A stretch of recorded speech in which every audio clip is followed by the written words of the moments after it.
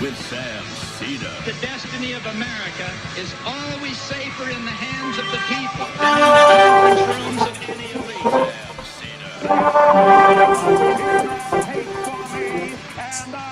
Bring down that music, Bradley. We must guard against the acquisition of unwarranted influence, whether sought or unsought.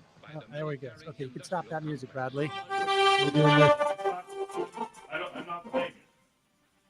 Coming from his computer.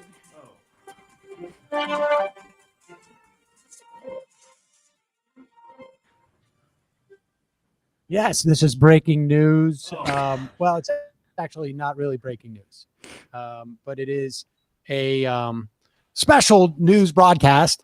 The Majority Report live with the Supreme Court. Let's bring up Emma.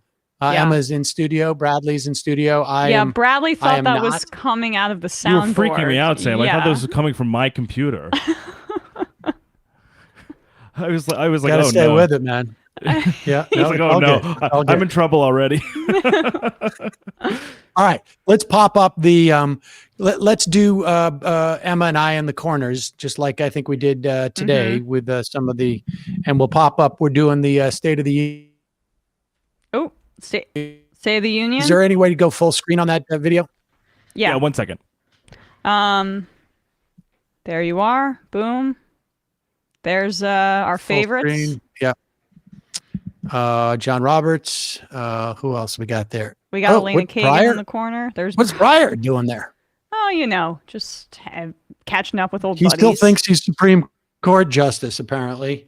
And there's Kevin McCarthy with Kamala Harris. Oh, look at there. Everybody's being, and there's Alito laughing about how he leaked the Dobbs. And then Dr.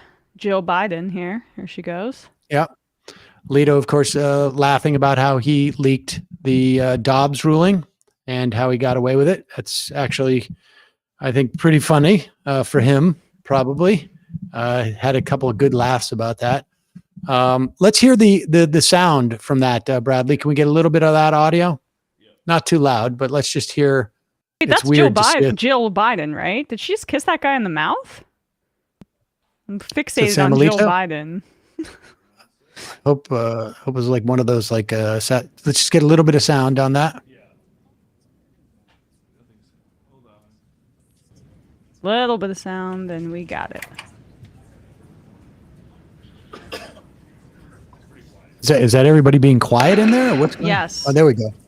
Because here he comes. Mr. Speaker, the President's Cabinet.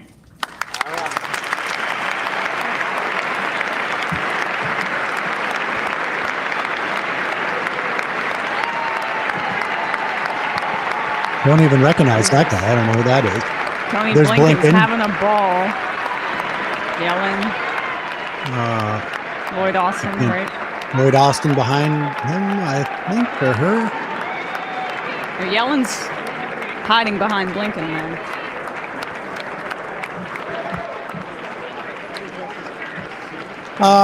So just, going over a little bit of what we anticipate in terms of this State of the Union. I imagine we're going to hear, we mentioned this today during the show. Imagine we're going to hear Biden talk about the things that he is, is aware that has really not stuck in the mind of the American public. Things like the a cap on insulin and the $2,000 out of pocket in terms of drug costs. You're going to be talking about the infrastructure bill and some of the stuff in the Inflation Reduction Act, how cheap it's going to be, presumably, to get an EV, and things like there's big incentives for solar and for heat pumps that are out there. I imagine they're going to be talking about that. They're going to be talking about inflation going down. What else do you think, Emma?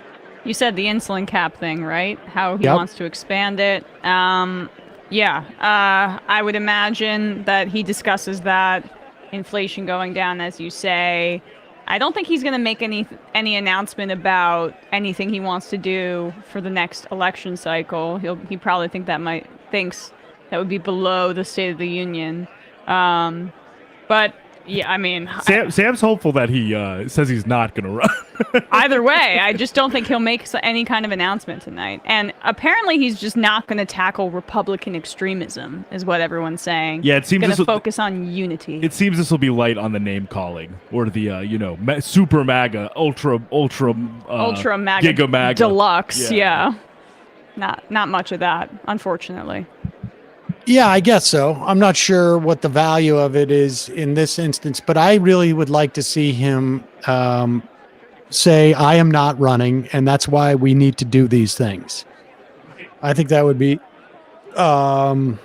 Cinema's like neon yellow, trying to be seen from space. Cinema's at the I think she's at the Met Gala, I think. Yeah, well, that's next. Contributions to your PBS station from viewers like you. Thank you.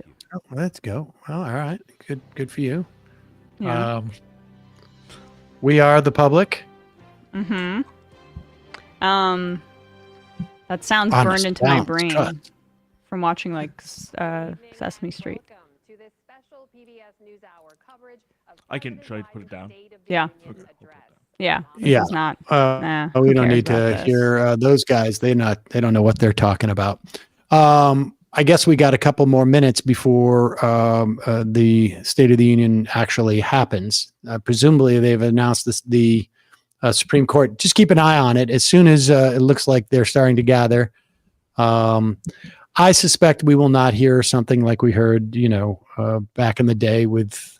I don't even remember the State of the Union from last year. Do you?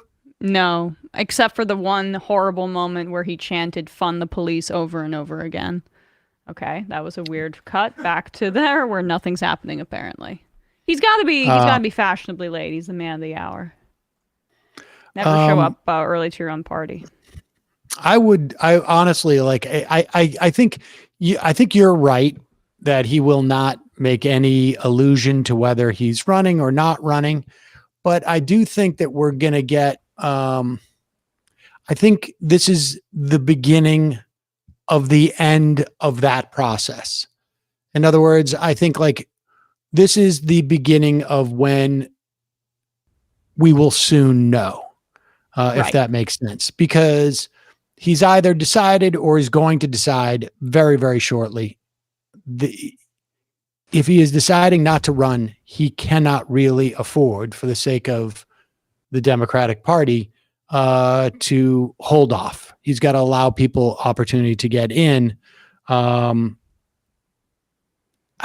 suspect. I mean, right. I would imagine in the White House, if they know he's not going to run, then they have an idea of who they want to run. And, maybe it is Harris and maybe it isn't. It's hard to know. But what's going on like there? At least there's a sizable faction that does not want her to run. Nothing yet. The panel's still talking. Yeah. Let's hear some of what their panel is saying. I'm curious. just a sense of what we should hear.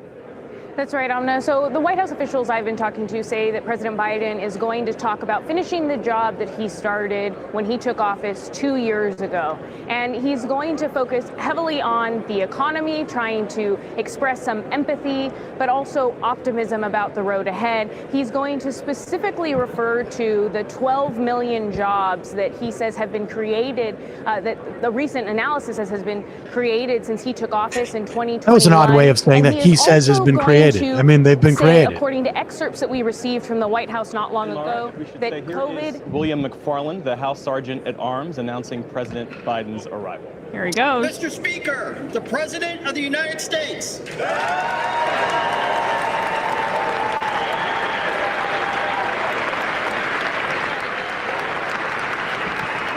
Joe Biden seems excited.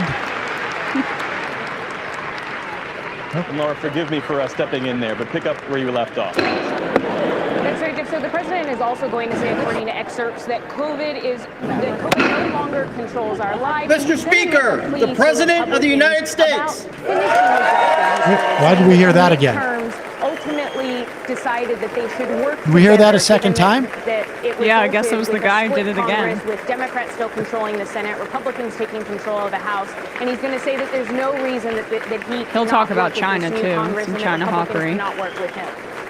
And Amy Walter, as President Biden sort of ticks through the laundry list of his objectively historic achievements, this is coming at a time when there is growing dissatisfaction in this country. There was a recent poll that found more than 6 in 10 Americans believe that President Biden hasn't done very much.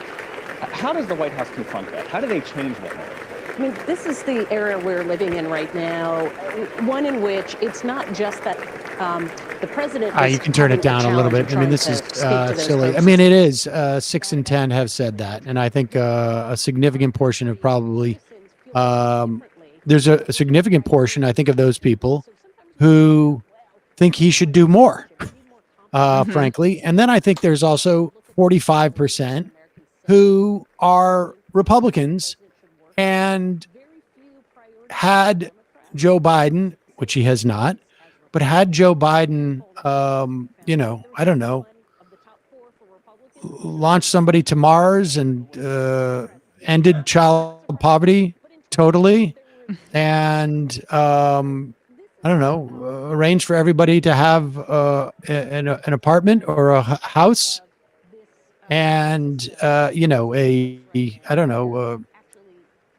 pot in every a chicken in every pot, whatever it is, they would not recognize that. So there's no way, in other words, that you're going to get to a majority of Americans saying that he's done a good job. But Obama was at 52% at this time in his presidency, and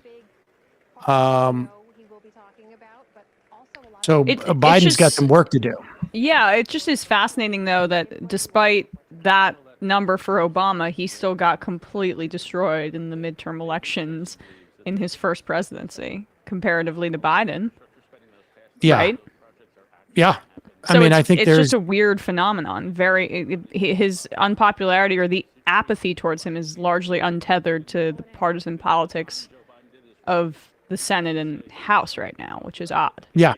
It is odd. It's a different era. And I don't know. I think the idea is maybe, I don't know how to explain that really, other than,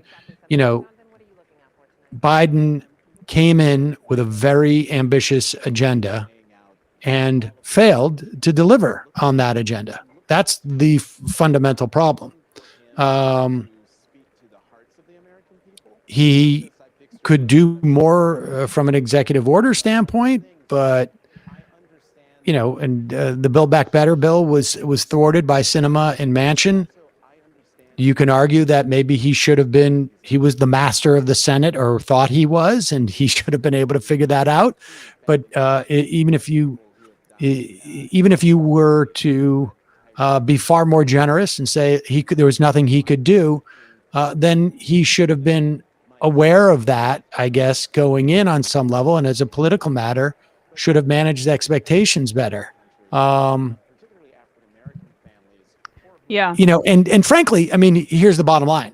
Even if you're going to be even more generous and say, like, it's not his fault, the American public, the best analogy I can give is this, is like, I made a movie that turned out to be sort of a disaster. And in terms of like it achieving what I wanted to achieve. And I couldn't go around with the movie and say, here are the 10 reasons why it's bad. Please forgive it and now enjoy the movie. It doesn't work that way. Most people don't know Manchin, Sinema, filibuster, this and that. They barely know the material benefits that government will provide for them at any given point. The machinations, it's just not their responsibility to figure out. Here we go with the speech.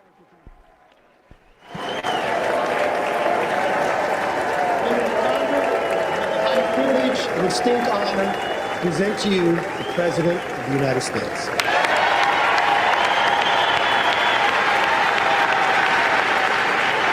I really hope that McCarthy takes a lot of grief for seeming so enthusiastic about it. Oh, yeah. He should be sitting with his back turned. Members of Congress, I have the high privilege and distinct honor. Why are we getting two audio feeds? I think we have a problem. We have a problem, Bradley. We've got to get rid of that second audio feed. Madam Vice President, our First Lady and Second Gentleman, good to see you guys up there. Mr. Speaker. Members of Congress.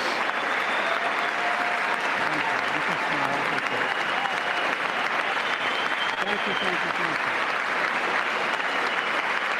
Thank you, please. Might be a By lag. the way, Chief Justice, I may Mr. need a Speaker, court order. She gets to go Madam to Vice President, the game tomorrow. our First next Lady week. and Second I have Gentleman, to stay home. good to see you guys Gotta up work there. something out here. Members of the Cabinet, Members of leaders our Congress. military, Chief Justice, Associate Justice, and retired Justice of the Supreme Court, and to you, my fellow Americans. You know, I start tonight by congratulating the 118th Congress and the new Speaker of the House, Kevin McCarthy.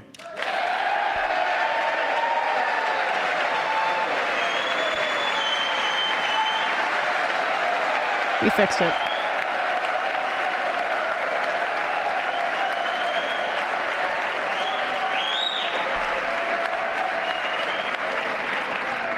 Speaker, I don't want to ruin your reputation, but I look forward to working with you. And I want to congratulate the new leader of the House Democrats, the first African-American minority leader in history, Hakeem Jeffries.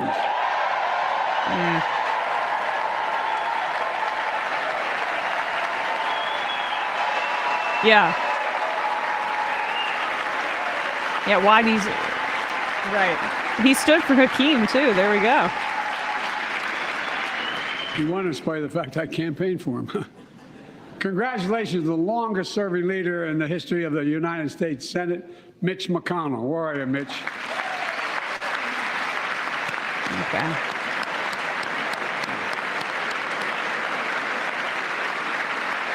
Crawford, Sleepy Joe. Congratulations to Chuck Schumer, another, another term as Senate Minority Leader. Majority I Leader. think you. I mean, minority, well, this majority. time you have a slightly bigger majority, Mr. Leader, and you're the Majority Leader. About that much bigger? Oh God. Well, I tell you what, I want to give special recognition to someone who I think is going to be considered the greatest speaker in the history of the House of Representatives, Nancy Pelosi. Well, to be fair, Biden did make it through the first 2 minutes of the speech, arguably. Yeah. One flub, but who's counting? Folks, the story of America is a story of progress and resilience, of always moving forward, of never, ever giving up. It's a story unique among all nations. We're the only country that has emerged from every crisis we've ever entered stronger than we got into it. Look, folks, that's what we're doing again. 2 years ago, the economy was reeling. I stand here tonight after we've created, with the help of many people in this room, 12 million new jobs. More jobs created in 2 years than any president's created in 4 years because of you all, because of the American people. Good line. More in 2 than in 4.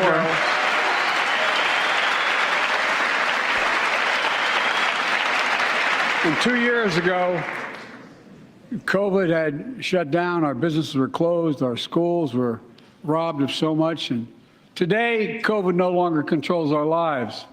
And 2 years ago, democracy faced its greatest threat to the Civil War, and today, though bruised, our democracy remains unbowed and unbroken.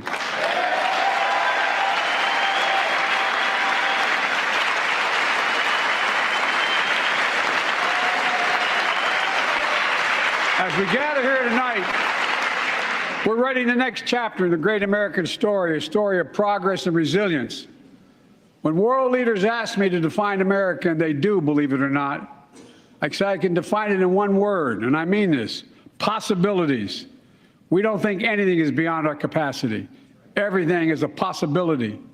You know, we're often told that Democrats and Republicans can't work together. But over the past 2 years, we've proved the cynics and naysayers wrong. Yes, we disagreed plenty. And yes, there were times when Democrats went alone. But time and again, Democrats and Republicans came together to defend a stronger and safer Europe. You came together to pass once in a generation infrastructure law, building bridges connecting our nation and our people. We came together to pass the most significant law ever, helping victims exposed to toxic burn pits. And in fact,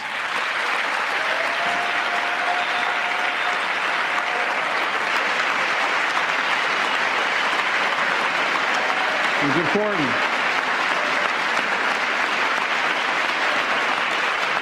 And in fact, I signed over 300 bipartisan pieces of legislation since becoming president, from reauthorizing the Violence Against Women Act, the Electoral Count Reform Act, the Respect for Marriage Act that protects the right to marry the person you love.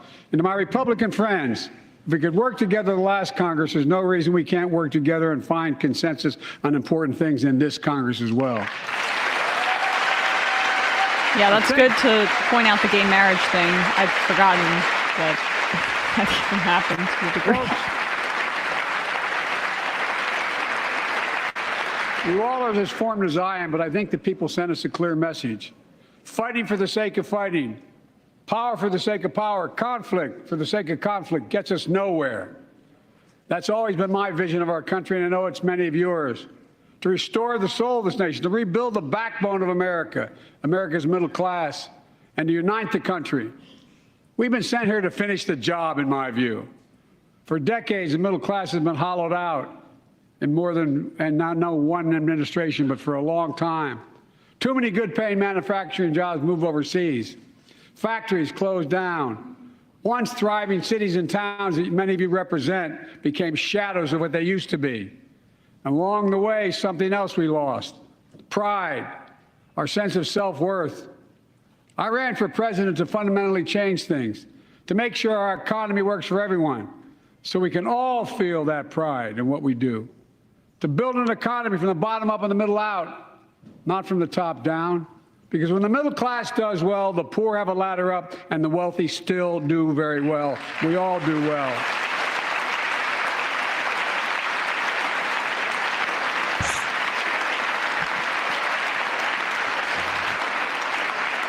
I know a lot of you always kid me for always quoting my dad, but my dad used to say, Joey, a job's about a lot more than a paycheck. He really would say this. It's about a lot more than a paycheck. It's about your dignity. It's about respect. It's about being able to look your kid in the eye and say, honey, it's going to be okay, and mean it. Well, folks, so let's look at the results. I tried saying that to my son tonight before dinner. Unemployment It did rate not is go well. 3.4%, a 50-year low. A near record. The Republicans don't seem to be applauding 50-year low on unemployment. Hispanic workers. We've already created, your help, 800,000 good-paying manufacturing jobs, the fastest growth in 40 years. I like the juxtaposition. Where is it written? Where is it written that America can't lead the world in manufacturing? And I don't know where that's written. For too many decades, we imported projects and exported jobs. Now, thanks to what you've all done, we're exporting American products and creating American jobs. Good line again. Folks, inflation has been a global problem because the pandemic disrupted our supply chains, and Putin's unfair and brutal war in Ukraine disrupted energy supplies as well as food supplies, blocking all that grain in Ukraine.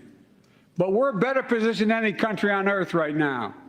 But we have more to do. But here at home, inflation is coming down. Here at home, gas prices are down $1.50 from their peak. Food inflation is coming down, not fast enough, but coming down. Inflation has fallen every month for the last 6 months, while take-home pay has gone up. Additionally, over the last 2 years, a record 10 million Americans applied to start new businesses. 10 million. And by the way, every time someone starts a small business is an act of hope. And Madam Vice President, I want to thank you for leading that effort to ensure that small businesses have access to capital and the historic laws we enacted that are going to just come into being. Standing here last year, I shared with you a story of American genius and possibilities. Semiconductors, small computer chips the size of a fingerprint that power everything, from cell phones, I forgot about automobiles, J.D. and so Vance. much more. Yeah. These chips were invented in America. Let's get that straight. They were invented in America. He's such a thumbhead. This is a We good used to tack, make though. 40% of the world's chips. In the last several decades, we lost our edge. We're down to only producing 10%. We all saw what happened during the pandemic when chip factories shut down overseas.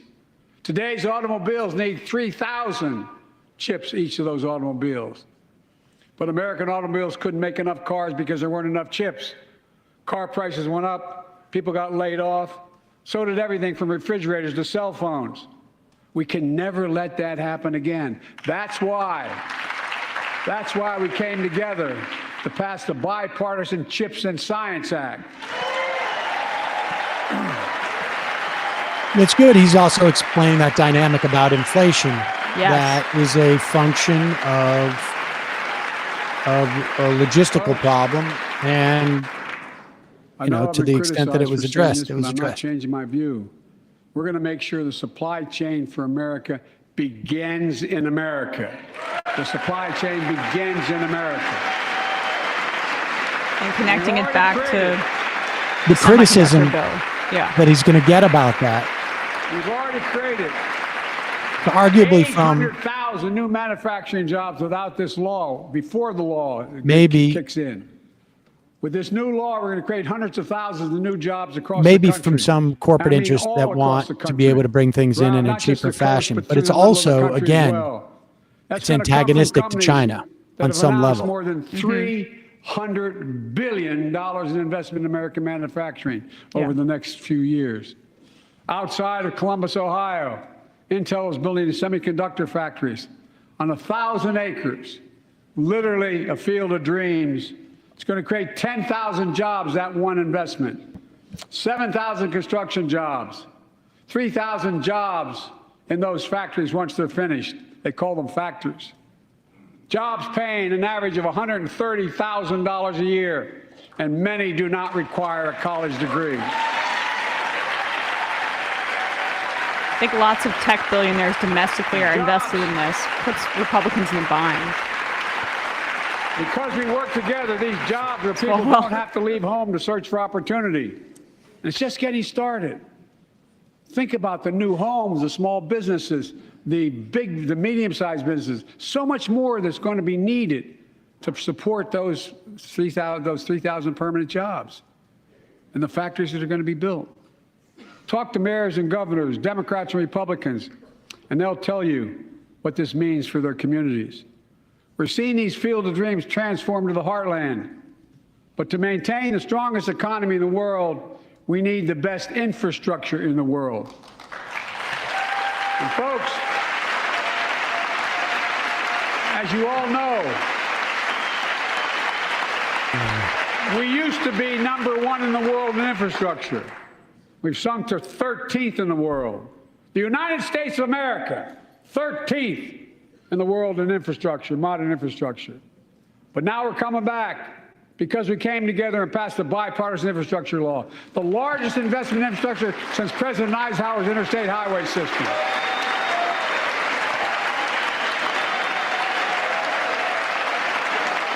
And folks, already we've funded over 20,000 projects, including major airports from Boston to Atlanta to Portland.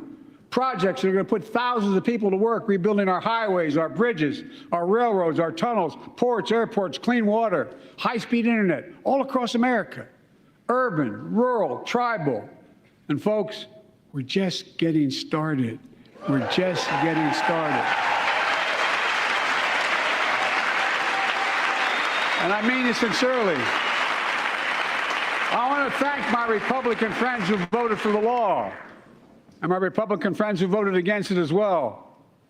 But I still get asked to fund the projects in those districts as well. But don't worry. I promised I'd be a president for all Americans. We'll fund these projects. And I'll see you at the groundbreaking. Look, this law. I mean, he's really trying to do This law sort of will further a unite all of Reagan-esque America. type of like Projects like Brent Spence Morning in Bridge Kentucky America, over the Ohio River, and built 60 years ago. I love everybody, Badly and needed repairs. One of the Gentle nation's most Old Man. congested freight I think routes, it plays. carrying $2 billion mean, worth of freight every single day across the you Ohio know, River. he keeps And folks, nodding to the we've been fact talking that about it's fixing it for not decades, quite enough but and we're this really and that, finally and gonna that get we it done. have ways to go. I went mean, I there think last month with I can't see Democrats is how and he could do Republicans better from at both this point. states to deliver a Um, commitment of Fox will play that $1.6 moment where he billion forgot for that this Chuck project. Schumer was the majority leader 50 times, but I have to say it scared me at the beginning. Yeah. I met a young woman He got his named sea Sarah, legs under him. who's here tonight. I don't know where Sarah is. Is she up in the box? I don't know. Sarah, how are you? Well, Sarah, for 30 years,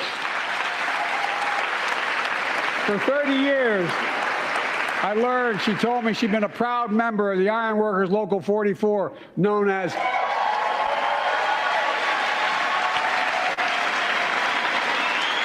the Cowboys in the Sky.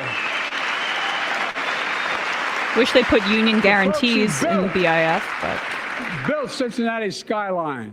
Sarah said she can't wait to be 10 stories above the Ohio River building that new bridge. God bless her. That's pride. And that's what we're also building. We're building Be able to back see pride. the trains Look, that we're are also running replacing with poisonous lead union pipes workers that go who are into not going to get 10 any days million off. homes in America. Because of Biden. 400,000 school and child care centers. So every child in America can drink the water instead of having permanent damage to their brain. Look, we're making sure. I hope to God he calls for the ban on stoves right now. Every community in America has access to affordable high-speed internet. No parent should have to drive by McDonald's parking lot to help them do their homework online with their kids, which many thousands were doing across the country. And when we do these projects, and again, I get criticized for this, but I make no excuses for it. We're going to buy American. We're going to buy America. Folks,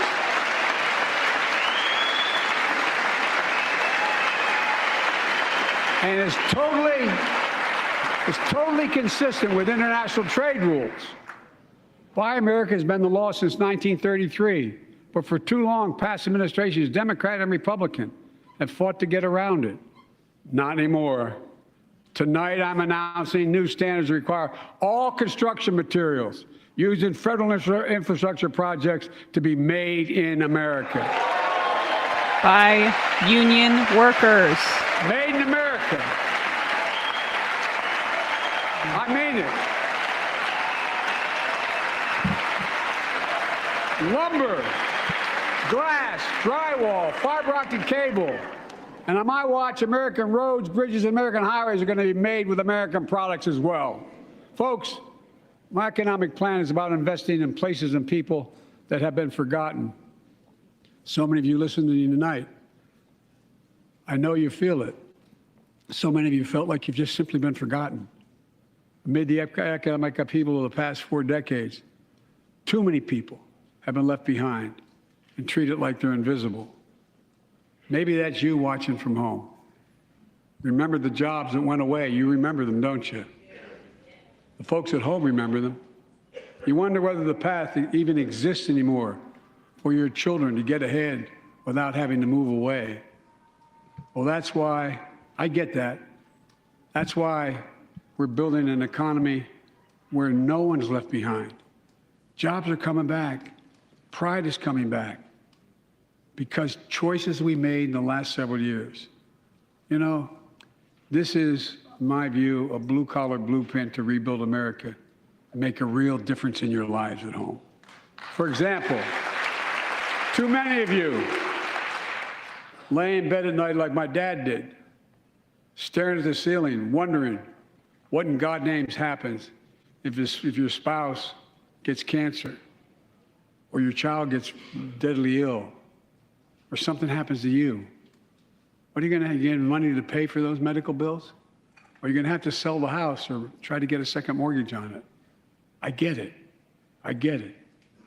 With the Inflation Reduction Act that I signed into law, We're taking on powerful interests to bring healthcare costs down so you can sleep better at night with more security. You know, we pay more for prescription drugs than any nation in the world. Let me say it again. We pay more for prescription drugs than any major nation on earth. For example, 1 in 10 Americans has diabetes. Many of you in this chamber do, and in the audience. But every day, millions need insulin to control their diabetes so they can literally stay alive. Insulin's been around for over 100 years. The guy who invented it didn't even patent it because he wanted it to be available for everyone. It cost the drug companies roughly $10 a vial to make that insulin. Packaging and all, you may get up to $13. But Big Pharma has been unfairly charging people hundreds of dollars, $400 to $500 a month, making record profits. Not anymore. Good that he said Big Pharma particularly. It's like reclaiming that narrative from Republicans who've made it about anti-vax. I mean, I have to say, the speech is a good speech. It's annoying to hear this rhetoric. Annoying is maybe an understatement. You hear the rhetoric and know that in May, because of the end of the COVID emergency, 5 to 15 million people are going to lose their health insurance. Yep. But as a performance piece, he's doing well. I just politically, purely. We capped the cost of insulin at $35 a month for seniors on Medicare. People are just finding out. I'm sure you're getting the same calls I'm getting. Look, there are millions of other Americans. There are random people calling him and saying, hey, not on Medicare, including 200,000 young people. There he is with the mask. With type 1 diabetes need this insulin to stay alive. Let's finish the job this Talk about a Fox News story. Let's cap the cost of insulin for everybody at $35.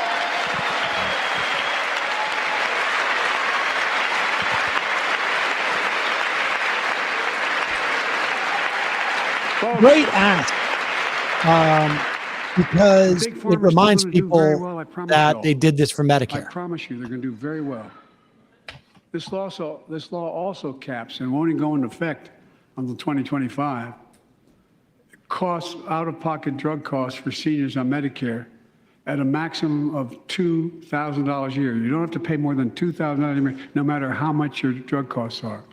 Because you know why? You all know it. Many of you, like many in my family, have cancer. You know the drugs can range from $10,000, $11,000, $14,000, $15,000 for the cancer drugs. If drug prices rise faster than inflation, drug companies are going to have to pay Medicare back the difference. We're finally giving Medicare the power to negotiate drug prices. A little bit late Bringing from down, a political thing. Bringing down prescription drug costs doesn't just save seniors money. It cuts the federal deficit by billions of dollars, by hundreds of billions of dollars. Because these prescription drugs are drugs purchased by Medicare to keep their commitment to the seniors. Well, guess what? Instead of paying $400 or $500 a month, you're paying $15. That's a lot of savings for the federal government. And by the way, why wouldn't we want that? Now, some members here are threatening, and I know it's not an official party position, so I'm not going to exaggerate, but threatening to repeal the Inflation Reduction Act. As my coach, that's okay, that's fair. As my football coach used to say, lots of luck in your senior year. Hey, I'm Joe. I played football. Make no mistake. If you try anything to raise the cost of prescription drugs, I will veto it. Wow, they really fell into that trap a little bit. Yeah, look at this smug. I mean, he started by conceding it's not an official party position, and then half of them Republicans A record cheer for it. 16 million people are enrolled in the Affordable Care Act. And thanks to the law I signed last year, saving millions are saving $800 a year on their premiums. And by the way, that law was written and the benefit expires in 2025. So my plea to some of you, at least in this audience, let's finish the job and make these savings permanent. Expand coverage of Medicaid.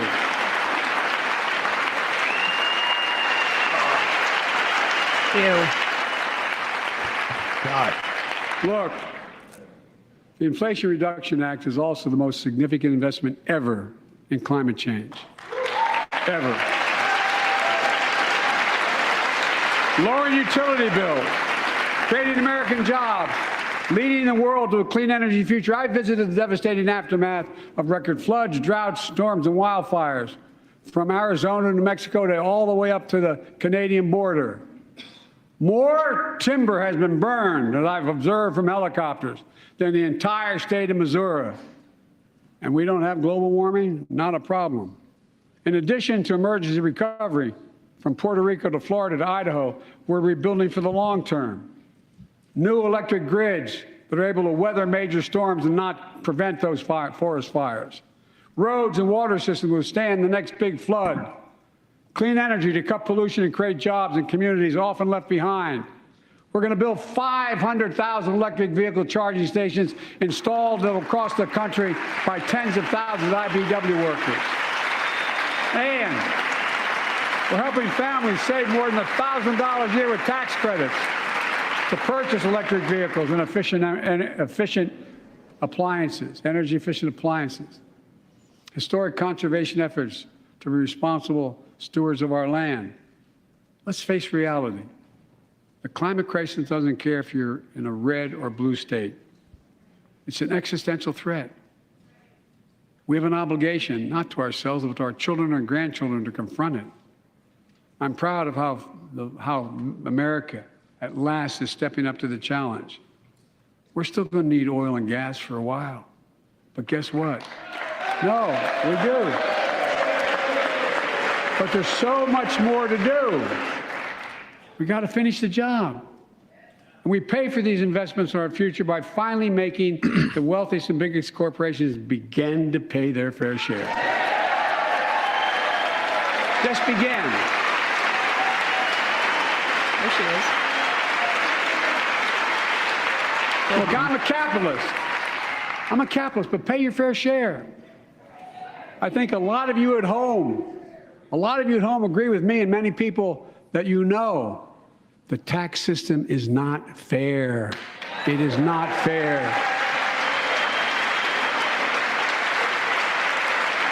Look, the idea that in 2020, 55 of the largest corporations in America, the Fortune 500, made $40 billion in profits and paid zero in federal taxes? Zero? Folks, it's simply not fair. But now, because of the law I signed, billion-dollar companies have to pay a minimum of 15%. God love them. 15%. They know who to cut to for that. Feels like the most casual State of the Union address I've ever seen. I said at the very beginning, under my plans, as long as I'm president, even Trump, nobody earning less than $400,000 will pay. Who likes to go off the cuff, but he couldn't in the setting. He was bad in the setting. Yeah. But let's finish the job. There's more to do. We have to reward work, not just wealth. Pass my proposal for the billionaire minimum tax. You know, there's 1,000 billionaires in America. It's up from about 600 in the beginning of the term. But no billionaire should be paying a lower tax rate than a school teacher or a firefighter. I mean it. Think about it.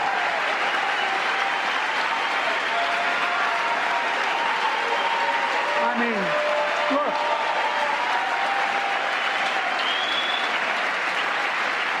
I know you aren't enthusiastic about that, but think about it. Think about it. Have you noticed Big Oil just reported its profits? Record profits. Last year, they made $200 billion in the midst of a global energy crisis. Good cut. I think it's outrageous. Why? They invested too little of that profit to increase domestic production And when I talk to a couple of them, they say, well, we're afraid you're going to shut down all the oil wells, all the oil refineries anyway, so why should we invest in them? I said, we're going to need oil for at least another decade. And that's going to exceed and beyond that. We're going to need it. Production. If they had, in fact, invested in the production to keep gas prices down, instead, they used the record profits to buy back their own stock, rewarding their CEOs and shareholders. Corporations ought to do the right thing. That's why I propose we quadruple the tax on corporate stock buybacks and encourage long-term investments. Oh, hell yeah. They'll still make considerable profit. Let's finish the job and close the loophole to allow very wealthy to avoid paying their taxes. Instead of cutting the number of audits for wealthy taxpayers, I just signed a law to reduce the deficit by $114 billion by cracking down on wealthy tax cheats. That's being fiscally responsible. We have the Fox News soundbite, oil for a decade. In the last 2 years, my administration has cut the deficit by more than $1.7 trillion. The largest deficit reduction in American history. I mean, the idea that we would have no more oil within 10 years is a pretty good situation, frankly. I agree. To ramp that down.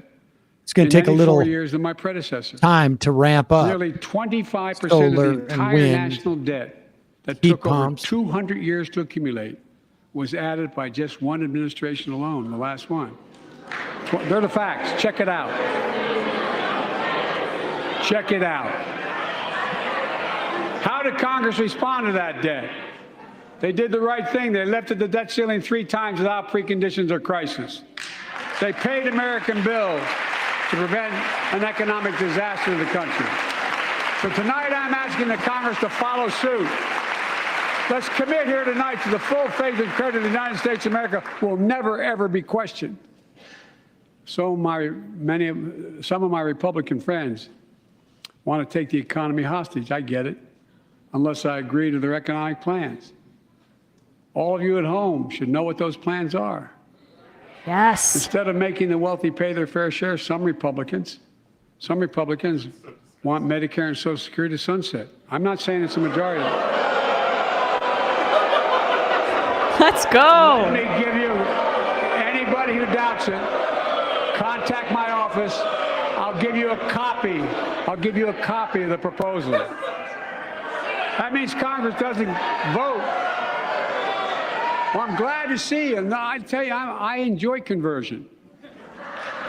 You know, it means if Congress doesn't keep the programs the way they are, they'd go away. Other Republicans say, I'm not saying it's a majority of you. I don't even think it's even a significant, but it's being proposed by individuals.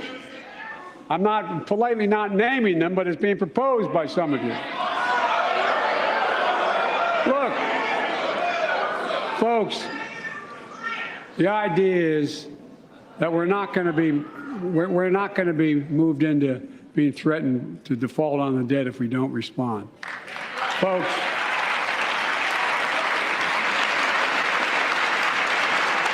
the worst thing in the world for the Republicans is to have the biggest sound clip deal with Medicare and Social Security. Because regardless of what they say, every poll shows that Americans trust Democrats with Social Security and Medicare. And they don't realize it, but that whole issue they made there, you're going to see a bunch of reporters going like, well, I mean, it is true that Rick Scott said cut Medicare and Social Security. Pay into them from the very first paycheck they started. So tonight, let's all agree, and we apparently are, let's stand up for seniors.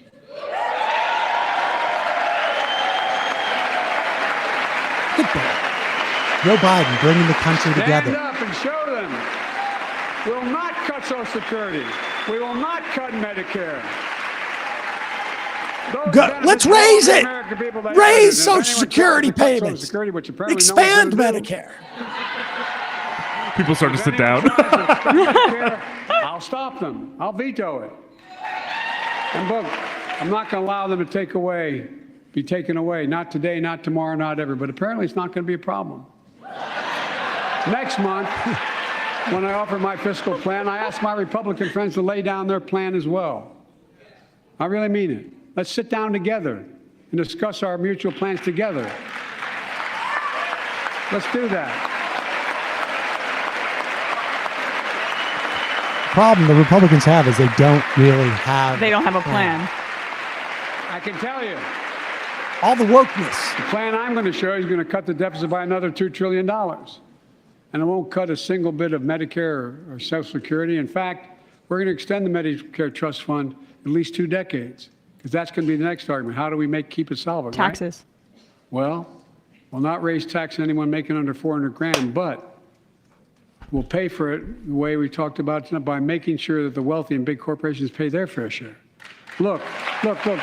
Here's the deal. They aren't just taking advantage of the tax code. They're taking advantage of you, the American consumer. Here's my message to all of you out there. How about American Have your citizen? back. We're already preventing Americans from receiving surprise medical bills, stopping $1 billion surprise bills per month so far. We're protecting seniors' life savings by cracking down on nursing homes that commit fraud, endanger patient safety, prescribe drugs that are not needed. Millions of Americans can now save thousands of dollars because they can finally get a hearing aid over the counter without a prescription. Look, capitalism without competition is not capitalism. It's extortion. It's exploitation. Last year, I cracked down with the help of many of you on foreign shipping companies that were making you pay higher prices for every good coming into the country. I signed a bipartisan bill that cut shipping costs by 90%, helping American farmers, businessmen, and consumers. Let's finish the job. Pass the bipartisan legislation to strengthen antitrust enforcement and prevent big online platforms from giving their own products an unfair advantage. That'd be nice.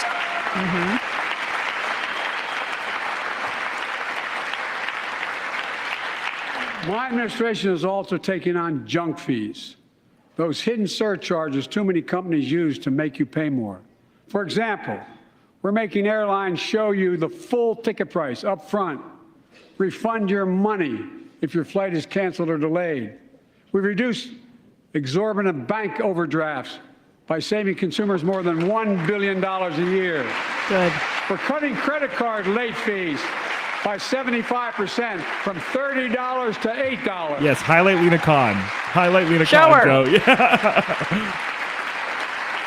Junk fees. Stand up, Lena Khan. Matter to the very wealthy, but they matter to most other folks in homes like the one I grew up in, like many of you did. They add up to hundreds of dollars a month. They make it harder for you to pay your bills or afford that family trip. I know how unfair it feels when a company overcharges you and gets away with it. Not anymore. We've written a bill to stop it all. It's called the Junk Fee Prevention Act. We're going to ban surprise resort fees that hotels charge on your bill. Those fees can cost you up to $90 a night at hotels that aren't even resorts. The idea that cable, internet, and cell phone companies can charge you $200 or more if you decide to switch to another provider. Give me a break. We can stop service fees on tickets to concerts and sporting events and make companies disclose all the fees up front. And we'll prohibit airlines from charging $50 round trip for a family just to be able to sit together. Baggage fees are bad enough. Airlines can't treat your child like a piece of baggage. Americans are tired of being. We're tired of being played for suckers. So pass. I hope he wraps Pass this the up in Junk like Fee 7 Prevention minutes. Act so I mean, companies just stop take ripping the us W off. and walk away. Right. For too long, workers have been getting stiffed, but not anymore. We're beginning to restore the dignity of work. For example, I should have known this, but I didn't until 2 years ago. 30 million workers have to sign non-compete agreements for the jobs they take. 30 million. So a cashier at a burger place can't walk across town and take the same job at another burger place and make a few bucks more. It just changed. But they just changed it because we exposed it. That was part of the deal, guys. Look it up. But not anymore. We're banning those agreements, so companies have to compete for workers and pay them what they're worth.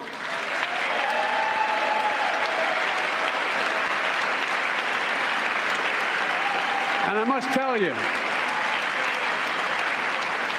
this is bound to get a response from my friends on my left but the right. I'm so sick and tired of companies breaking the law by preventing workers from organizing. Pass the PRO Act, because businesses have a right, workers have a right to form a union. And let's guarantee all workers have a living wage. That's it. That's the clip. Let's make sure working parents can afford to raise a family with sick days, paid family medical leave. I mean, come on, sick days? Dude. That's Announce it now with enable the train. millions of more people to go and stay at work. And let's restore the full child tax credit, which gave tens of millions of parents some breathing room and cut child poverty in half to the lowest level in history. And by the way, when we do all these things, we increase productivity. We increase economic growth. So let's finish the job and get more families access to affordable, quality housing. Let's get seniors who want to stay in their homes the care they need to do so. Let's give more breathing room to millions of family caregivers looking after their loved ones. Pass my plan so we get seniors and people with disabilities the home care and services they need. And support the workers who are doing God's work. These plans are fully paid for and we can afford to do them. Restoring the dignity of work means making education an affordable ticket to the middle class. You know, when we made public education, 12 years of it universal in the last century, we made the best educated, best paid, we became the best educated, best paid nation in the world. But the rest of the world's caught up. It's caught up. Jill, my wife, who teaches full time, It surpassed us. I hope I get it right. They have kid. free university. Any nation that out-educates us is going to out-compete us. Any nation that out-educates is going to out-compete us. Folks, we all know 12 years of education is not enough to win the economic competition of the 21st century. We want to have the best educated workforce. Let's finish the job by providing access to preschool for 3 and 4 years old. Studies show that children who go to preschool are nearly 50% more likely to finish high school and go on to earn a 2 or 4 year degree, no matter their background they came from. Let's give public school teachers a raise.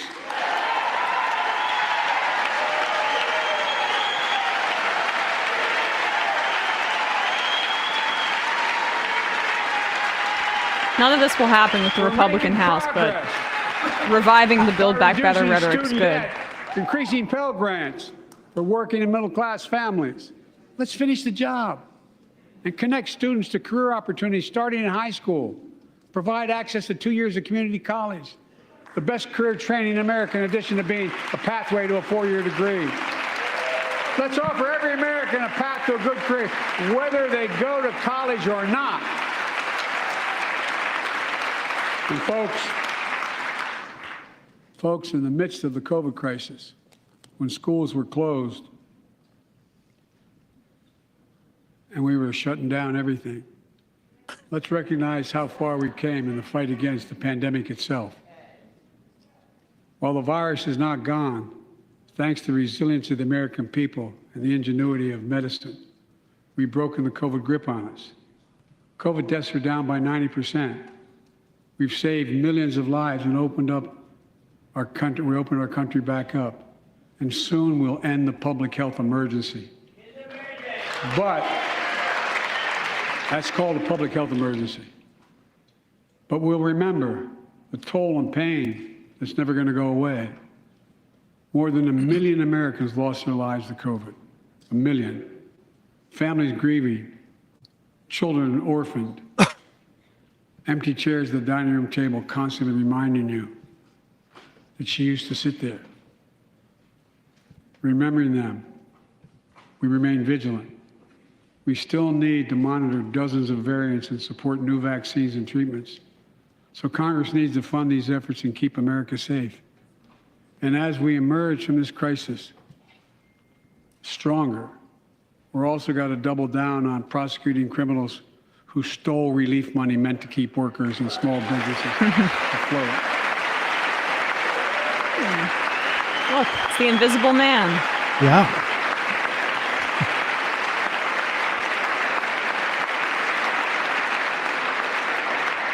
Before I came to office, you remember, during that campaign, the big issue was about inspector generals who would protect taxpayers' dollars who were sidelined. They were fired. Many people said we don't need them.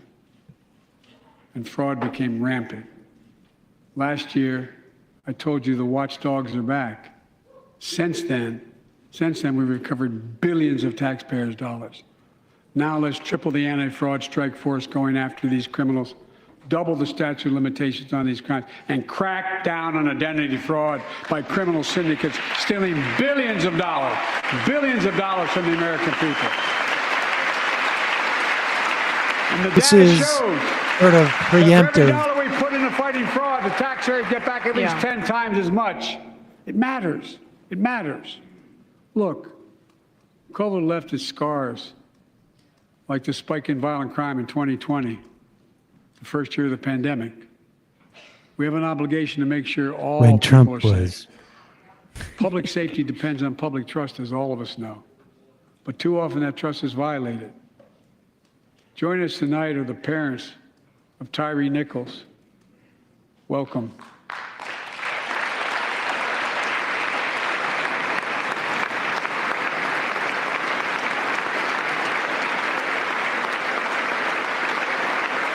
Little different from on the police. I had from to last bury week. Tyree last good week. point. As many of you personally know, there's no words to describe the heartache or grief of losing a child. But imagine if you lost that child at the hands of the law. Imagine having to worry whether your son or daughter came home from walking down the street, playing in the park, or just driving a car. Most of us in here have never had to have the talk that brown and black parents have had to have with their children. Bo, Hunter, Ashley, my children. I never had to have the talk with them. I never had to tell them if a police officer pulls you over, turn your interior lights on right away. Don't reach for your license. Keep your hands on the steering wheel. Imagine having to worry like that every single time your kid got in a car. Here's what Tyree's mother shared with me when I spoke to her. When I asked her how she finds the courage to carry on and speak out. The faith of God, she said her son was, quote, a beautiful soul, and something good will come of this. Imagine how much courage and character that takes. It's up to us, to all of us. We all want the same thing. Neighborhoods free of violence. Law enforcement who earns the community's trust. Just as every cop, when they pin on that badge in the morning, has a right to be able to go home at night, so does everybody else out there. Our children have a right to come home safely. Equal protection under the law is a covenant we have with each other in America. We know police officers put their lives on the line every single night and day. And we know we ask them in many cases to do too much, to be counselors, social workers, psychologists, responding to drug overdoses, mental health crises, and so much more. Defund the police. In one sense, we ask much too much of them. Defund I know them. most cops and their families are good, decent, honorable people, the vast majority. Fund them. He's going to say They fund them risk- again. Ugh, McCarthy.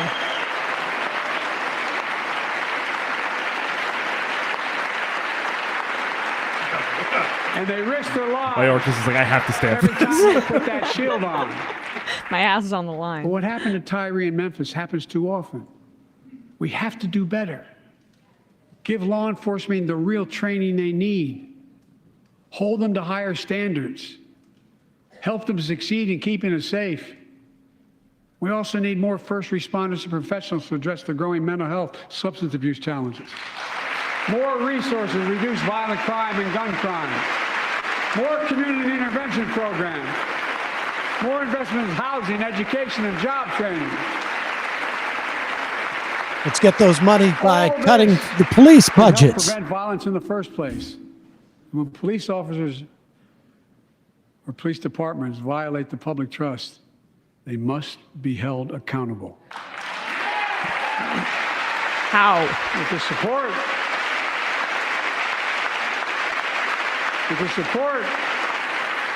of the families of victims, civil rights groups, and law enforcement, I signed an executive order for all federal officers banning chokeholds, restricting no-knock warrants, and other key elements of the George Floyd Act. Let's commit ourselves to make the words of Tyler's mom true. Something good must come from this. Something good. Did you say Tyler? And all of us. Yeah. All of us.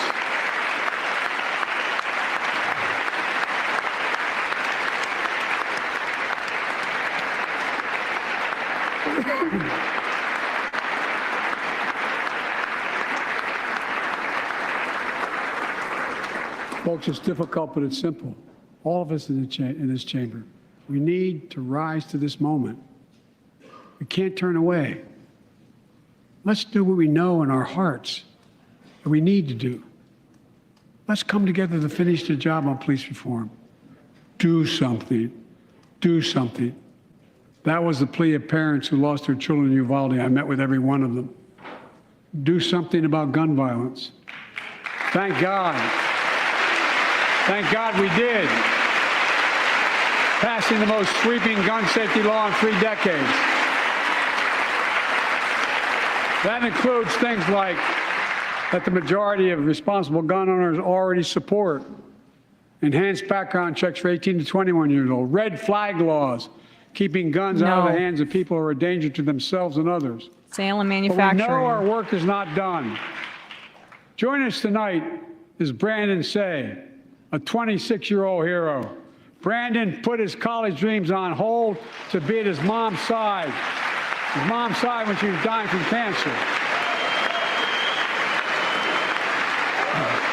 And Brandon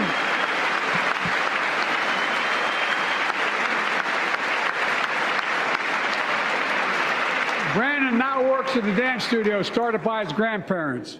And 2 weeks ago, during the Lunar New Year celebrations, he heard the studio door close, and he saw a man standing there pointing a semi-automatic pistol at him. He thought he was going to die, but he thought about the people inside.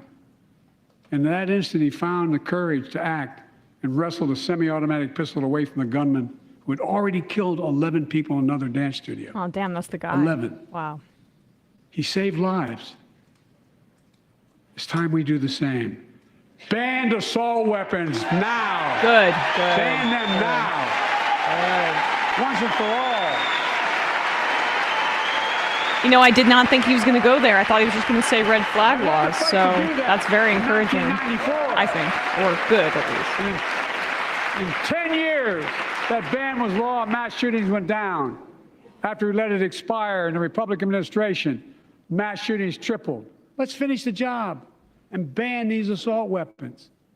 And let's also come together on immigration. Make it a bipartisan issue once again.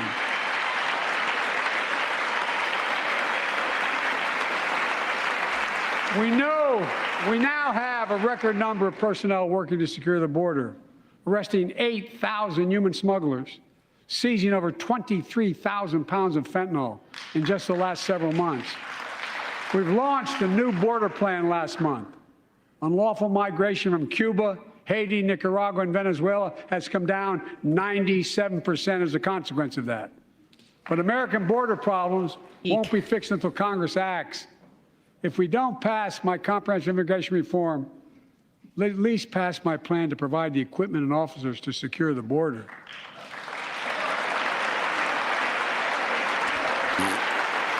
All right. And Title pathway 42. to citizenship for dreamers those on temporary status, farm workers, essential workers. Here in the People's House, it's our duty to protect all the people's rights and freedoms. Congress must restore the right and the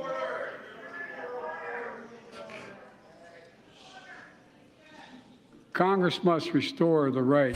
It's like the teacher just looking at the class. Protect Roe v. Wade.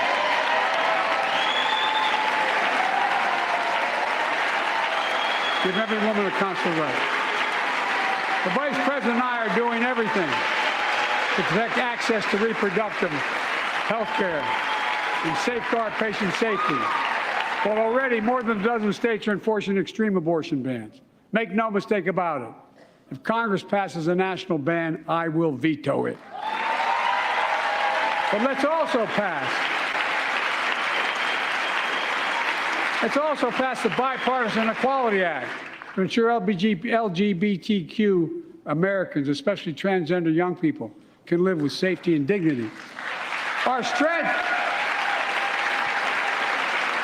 There's just a transgender action. Our strength is not just the example of our power, but the power of our example. Let's remember the world's watching. I spoke in this chamber 1 year ago, just days after Vladimir Putin unleashed his brutal attack against Ukraine. A murderous assault, evoking images of death and destruction Europe suffered in World War II. Putin's invasion has been a test for the ages, a test for America, a test for the world.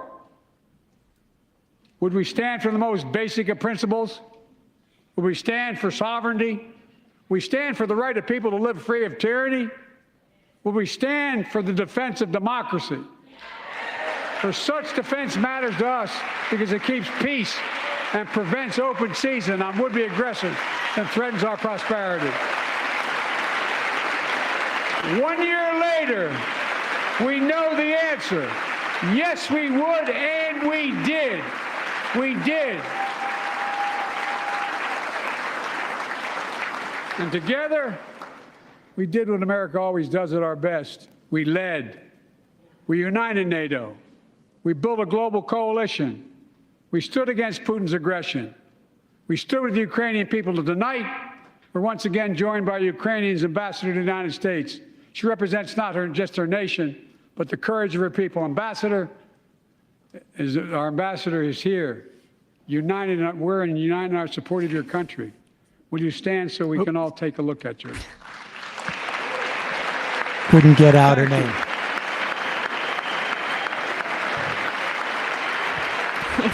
It was too big of a word. I'm not even trying that one. As long as it takes.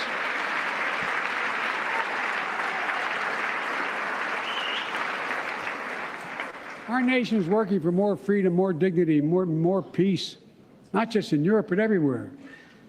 Before I came to office, the story was about how the People's Republic of China was increasing its power and America was failing in the world. Not anymore. We made clear, and I made in my personal conversations, which have been many, with President Xi, that we seek competition, not conflict. Yeah, but I would have make skipped no it too. apology That we're investing and to make America Good work, stronger. sir. That's my narrative. That's my brand. Will define the future. That's why you need that AI voice of you to say all those names. Investing in our alliances and working with our allies to protect advanced technologies so they will not be used against us. Modernizing our military to safeguard stability and deter aggression. Today, we're in the strongest position in decades to compete with China or anyone else in the world. Anyone else in the world. And I'm committed.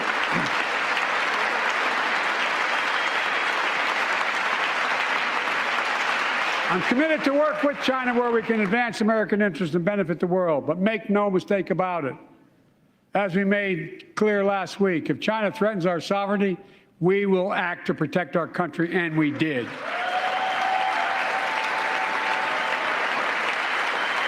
Look. Let's be clear. Winning the competition should unite all of us. We face serious challenges across the world. But in the past 2 years, democracies have become stronger, not weaker. Autocracy has grown weaker, not stronger. Name me a world leader who changed places with Xi Jinping. Name me one. Name me one. America's rallying the world to meet those challenges, from climate to global health, to food insecurity, to terrorism, to territorial aggression. Allies are stepping up, spending more and doing more. Look, the bridges we're forming between partners in the Pacific and those in the Atlantic, and those who bet against America are learning how wrong they are. It's never, ever been a good bet to bet against America. Never. All right, great. More China hawkery. By far my least favorite part of the speech. Followed Indeed. by the I'm a capitalist to my bones or whatever the hell. Oh, God. I would just love to get through Sure, the bipartisanship State of the Union without We having almost to hear did. so I never close. believed it. That's why a year ago I offered a unity agenda to the nation as I stood here. We made real progress together. We passed a law making it easy for doctors to prescribe effective treatments for opioid addiction. We passed the gun safety law, making historic investments in mental health. We launched the ARPA-H drive for breakthrough in the fights against cancer, Alzheimer's, and diabetes, and so much more. We passed the Heath Robinson PACT Act, named after the late Iraq War veteran whose story about exposure to toxic burn kits I shared here last year.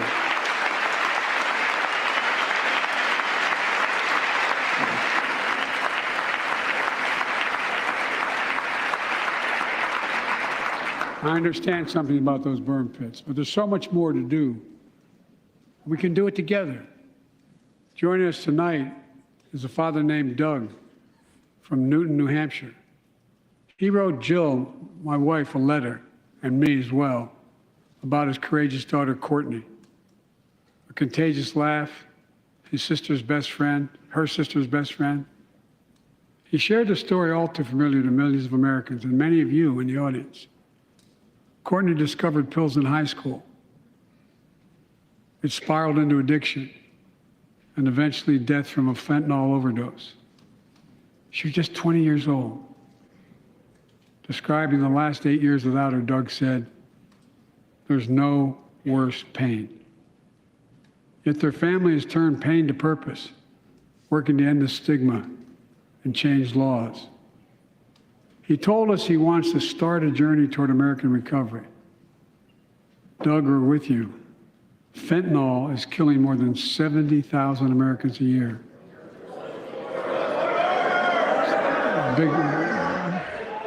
You got it.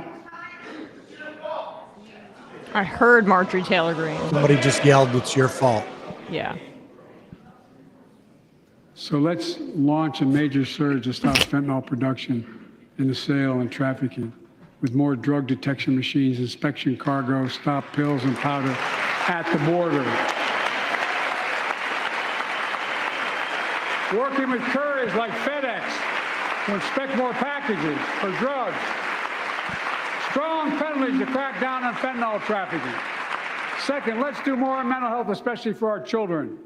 When millions of young people are struggling with bullying, violence, trauma, I mean, give them greater access to mental what do health people care think in is going to schools. happen to people who are addicted to Finally fentanyl? hold social media companies accountable for They're just going to experimenting they're stop doing, running children being for addicted to profit. fentanyl if there's no It's time to fentanyl. pass bipartisan legislation. What do to people think is stop going to big happen? tech From collecting Go- personal data on yeah, our go back to kids heroin. and Also, we- teenagers online. It's just- We haven't been able to control the flow of drugs into this country when it was Ever. before fentanyl. Never, ever, ever. Third, let's do more to keep this nation's one truly sacred obligation to equip those we send into harm's way and care for them and their families when they come home. Job training, job placement for veterans and their spouses as they come to return to civilian life. Helping veterans afford the rent, because no one should be homeless in America, especially someone who served the country.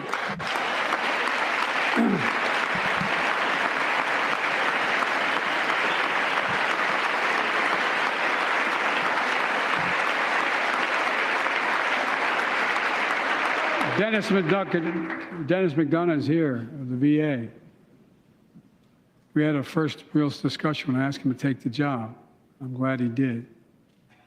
We were losing up to 25 veterans a day on suicide.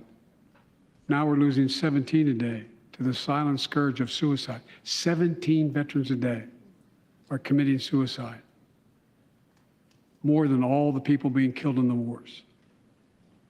Folks, VA is doing everything it can, including expanding mental health screening, proven programs that recruits veterans to help other veterans understand what they're going through, get them the help they need. We got to do more. And fourth, last year, Jill and I reignited the cancer moonshot that I was able to start with President Obama asked me to lead our administration on this issue. Our goal is to cut the cancer death rates at least by 50% in the next 25 years. Turn more cancers from death sentences to treatable diseases. Provide more support for patients and their families. It's personal to so many of us in this audience. Joining us are Morris and Candice, an Irishman and the daughter of immigrants from Panama. They met and fell in love in New York City and got married in the same chapel Jill and I got married in New York City. Kindred spirits. He wrote us a letter about his little daughter, Ava, and I saw her just before I came over. She was just a year old when she was diagnosed with rare kidney disease, cancer. After 26 blood transfusions, 11 rounds of radiation, 8 rounds of chemo, 1 kidney removed, giving a 5% survival rate. He wrote how in the darkest moments he thought, if she goes, I can't stay. Many of you have been through that as well. Jill and I understand that like so many of you.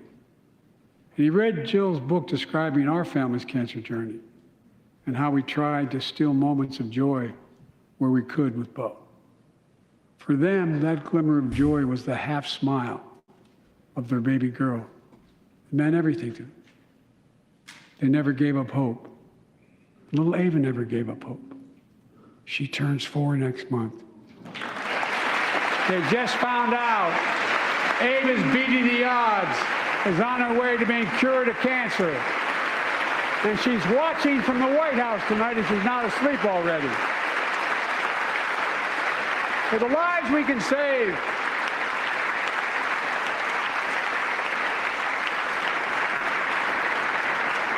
for the lives we can save and the lives we've lost, let this be a truly American moment that rallies the country and the world together and proves that we can still do big things.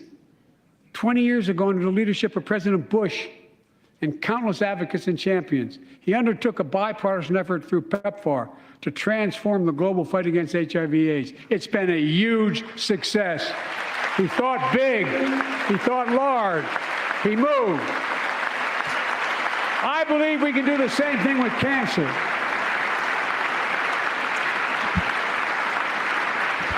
Let's end cancer as we know it. Cure some cancers once and for all. Folks, there's one reason why we've been able to do all of these things. Our democracy itself. It's the most fundamental thing of all. With democracy, everything's possible. Without it, nothing is.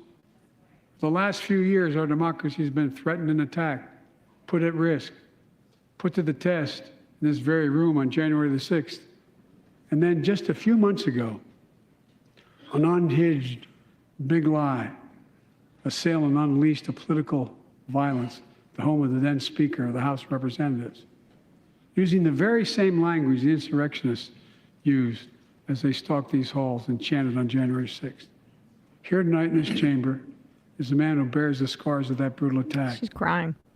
But is as tough and as strong, as resilient as they get. My friend Paul Pelosi. Paul, stand up. That was me.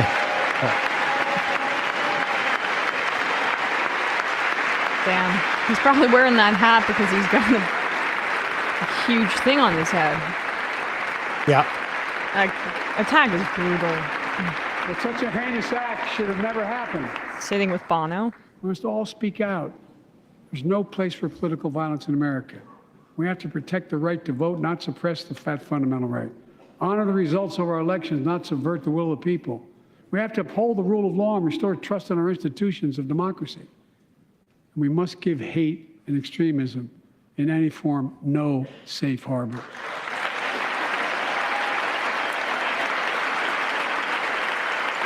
Democracy must not be a partisan issue. It's an American issue. Every generation of Americans has faced a moment where they have been called to protect our democracy, defend it, stand up for it. And this is our moment. My fellow Americans, we meet tonight at an inflection point, one of those moments that only a few generations ever face, where the direction we now take is going to decide the course of this nation for decades to come. We're not bystanders of history. We're not powerless before the forces that confront us. It's within our power of we the people. We're facing the test of our time. We have to be the nation we've always been at our best. Optimistic, hopeful, forward-looking. A nation that embraces light over dark, hope over fear, unity over division, stability over chaos. We have to see each other not as enemies, but as fellow Americans. We're good people. The only nation in the world built on an idea. The only one.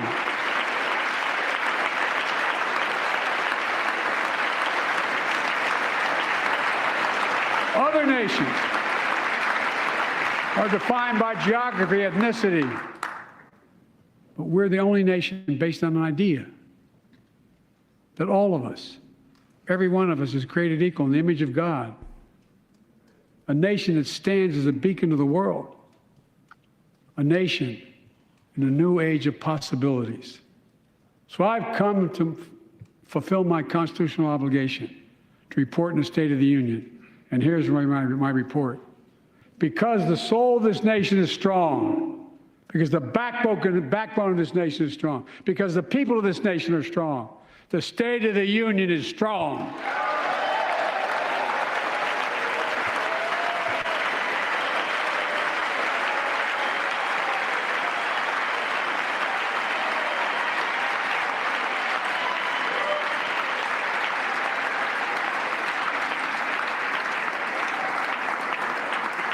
I'm not new to this place. I stand here tonight having served as long as about any one of you have ever served here. But I've never been more optimistic about our future, about the future of America. We just have to remember who we are. We're the United States of America, and there's nothing beyond our capacity if we do it together. God bless you all, and may God protect our troops. Thank you. Been listening to President Biden's State of the Union. There he is. All right. Well, let's take this change. I won't a little bit. I don't know if I'm freezing up for you guys. Just for a sec. I mean, I have to say, and let me just preface this so that people don't freak out. Nothing is ever going. To the State of the Union addresses may mean nothing in all circumstances, right? I mean, and I pretend to believe that, frankly, at the, in the final analysis. We cover it though, because it will create news for a couple of days, and it theoretically could constitute a trajectory. And everything that a State of the Union is obviously performative, right? I mean, it's like definitionally so. I mean, yeah. And particularly in this era, because nothing that Joe Biden wants is going to pass, regardless of how ambitious or lack of ambitious it is. The Republicans in the House are just simply not going to pass. They're not going to give him a win, even if it's a tiny, tiny one. That's why his rehashing of Build Back Better stuff sounds great. It's good to remind the American public that that's what you stand for, but at the same time, that's all it is. Right. But with all of that said, that caveat there, relative to State of the Union addresses, I have to say, and I'm not a particular fan of Joe Biden's, that was about as successful of a State of the Union address I think I've ever seen. I mean, 100%. And frankly, I'll be honest with you, every time the guy gets up to speak for a planned speech, I'm just sitting there waiting for like, is he, my expectations fair, maybe I had low expectations is the guy going to make it through the speech? Yeah. I mean, he called Tyree Nichols Tyler, but, he struggled with some things. Yeah. With Chuck Schumer, but the casualness, the level of comfortability, the rhetoric. I mean, there are things that he really, he stayed away from because he didn't want to bring up. But let's just to the extent that there is one sort of fundamental building block about Democratic and Republican politics in this country, that is that the American public trusts Democrats more when it comes to Social Security and Medicare. It's never been the case that's been otherwise. That is unwavering. That is just the case. And sometimes, frankly, inappropriately so. I mean, I don't think the American public was terribly aware of that Obama was looking to cut Social Security cost of living increases. But he got up there and actually everything that we have been attributing to Donald Trump for the past 2 weeks, which has not been really resonating except for the fact that the Republicans have been super shy about the idea of cutting Social Security and Medicare in this debt ceiling thing. He, in that moment, got the Republican Party to basically, and they're liars, it doesn't matter, but at least in terms of the public show, got them to guarantee to no cuts on Social Security and Medicare in front of the American public. I mean, it was crazy.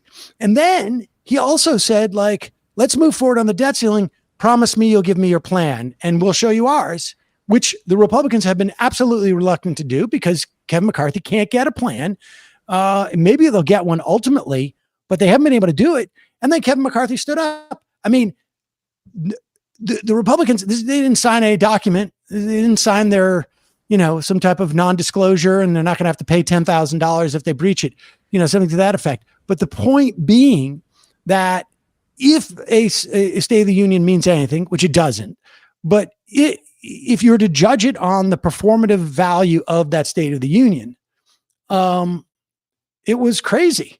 It was crazily, I mean, it was the best State of the Union that I can remember, even compared to some of the Obama ones, which, I wasn't doing this job during Obama's presidency until, 2016.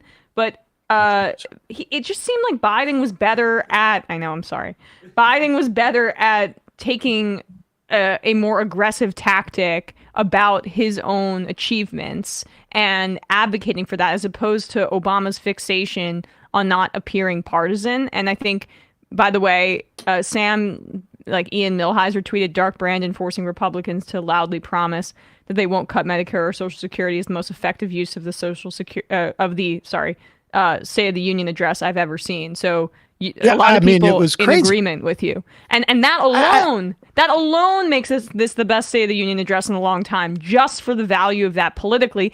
And the fact that he goaded idiots like Marjorie Taylor Greene into shouting back at him. And that's the soundbite that he needs, because the drama is what is going to drive ratings. And then the soundbite is, who's cutting Social Security and Medicare? Right? I mean, of course, every time the words Social Security and Medicare come up, it helps the Democrats.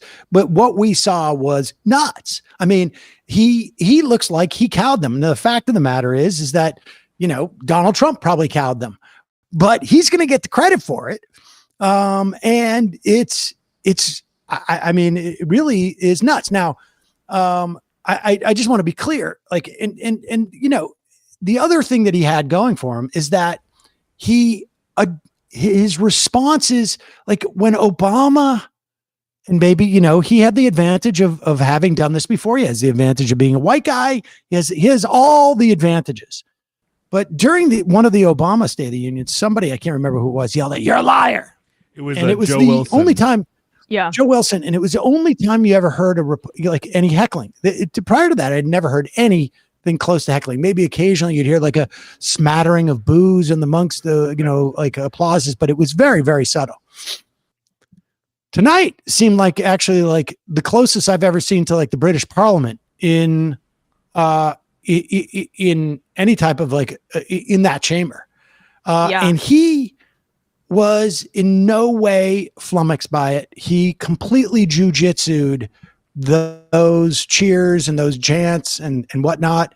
He turned it on them. It was pretty, I gotta say, again, and who chanted liar tonight? Someone actually yelled liar at him. It was Marjorie Taylor Greene. I was going to say, I think it was MTV. She literally did the identical tactic.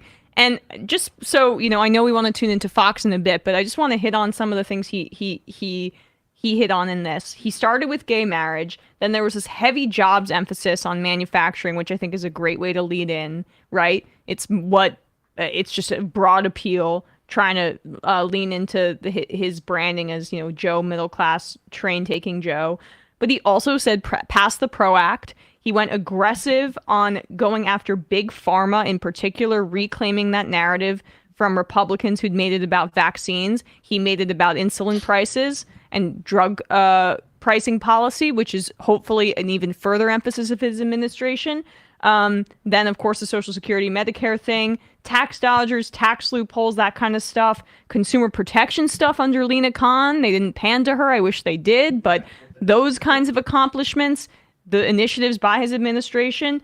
And then he went hard on the assault weapons ban as well, which when he started with red flag laws, I thought we were going to hear, just another tool in the hands of law enforcement as a substitute for actually substantive gun control policy, but that was not the case. And so I really am hard pressed to think of a better State of the Union address, especially from a Democratic president. Yeah, no, I don't think so. I mean, really, that moment where he was silent when they were like squawking, and then he just went into Roe v. Wade. He brought up homelessness. I mean, it was in the context of vets to some extent, but he's mentioning homelessness. One thing that I noted, he said nothing about Medicaid, which scares me a little bit. Mm-hmm. In Good part, point. maybe because he doesn't want to remind people that, again, 5 to 15 million people are going to lose their Medicaid at the end of, the COVID emergency. Maybe because also there's some, the idea is people are going to lose that and they're going to sort of pretend like it's a cut to Medicaid. I don't know. But, to hear him talk about the union stuff and paid sick leave and the story about what he did with the rail workers, problematic.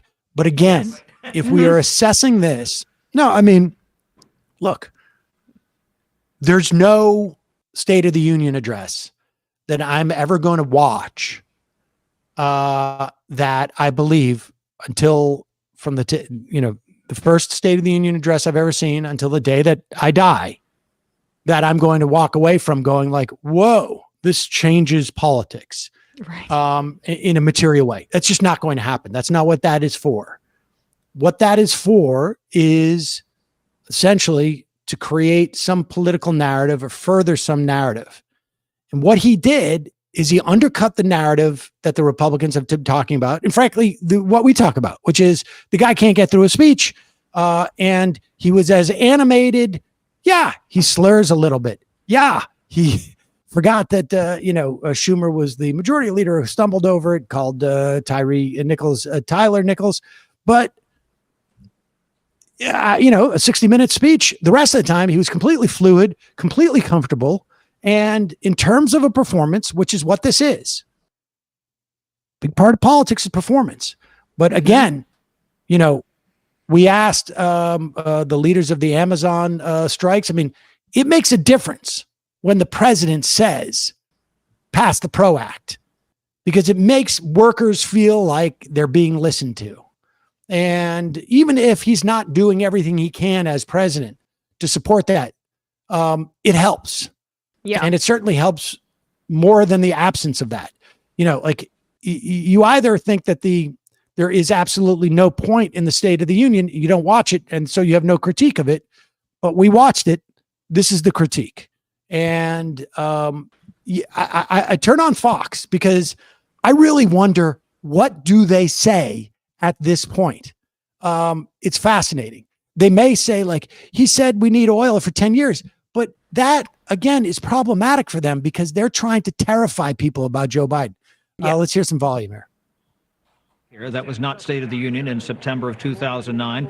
You had, these vocal, visceral reactions from Republicans. In fact, according to Kelly, there was one point where he was recognizing Paul Pelosi, who was brutally attacked late last year just before the election. And you had several members, Andy Biggs and a couple of others, who didn't even rise to applaud at that moment.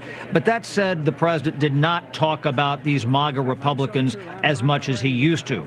He was interrupted by applause on 100 occasions, and even 100.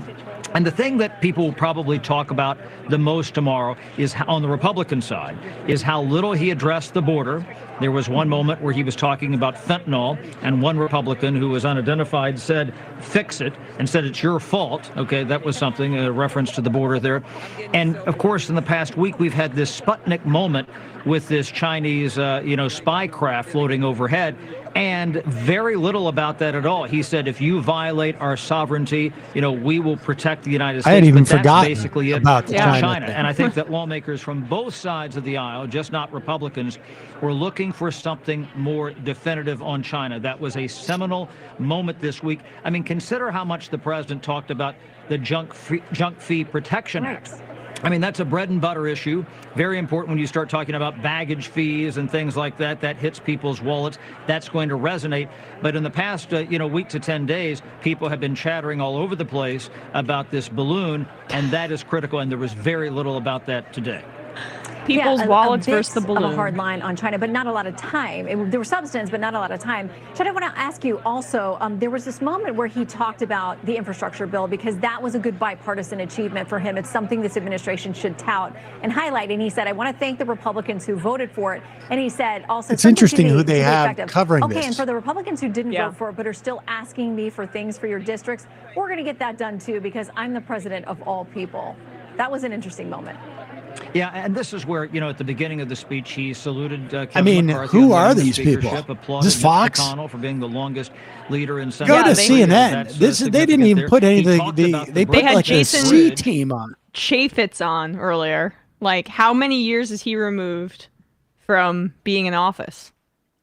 That's actually sort of fascinating that they decided to do this, because they basically just said we're not going to pay attention to it.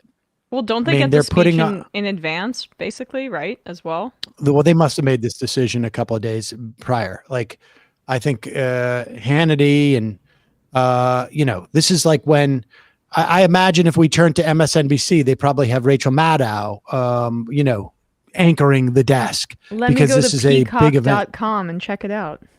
Can you see that? I'll just check in. Yeah, I'll just check in. My guess is that's what they're doing over there. And Maddow let's go. Yeah. Is it? Maddow, okay. Joy Reid. Yeah. Yeah, I mean, that's sort of fascinating to me that they put in the B team on Fox. I think to a certain extent, they may have, like, I don't know. It's sort of fascinating that they didn't think that they were going to get. I mean, that guy, he's talking about like what was not talked about. Nobody cares about what's not talked about to a large extent in these speeches. All the stories are about what is said. They have difficulty finding a peg with Biden. That's what happens with a white guy. Let's see what CNN says. Get some volume on this. Fighting over, and I think that's a frame that certainly it's worked for Democrats in past campaigns for sure.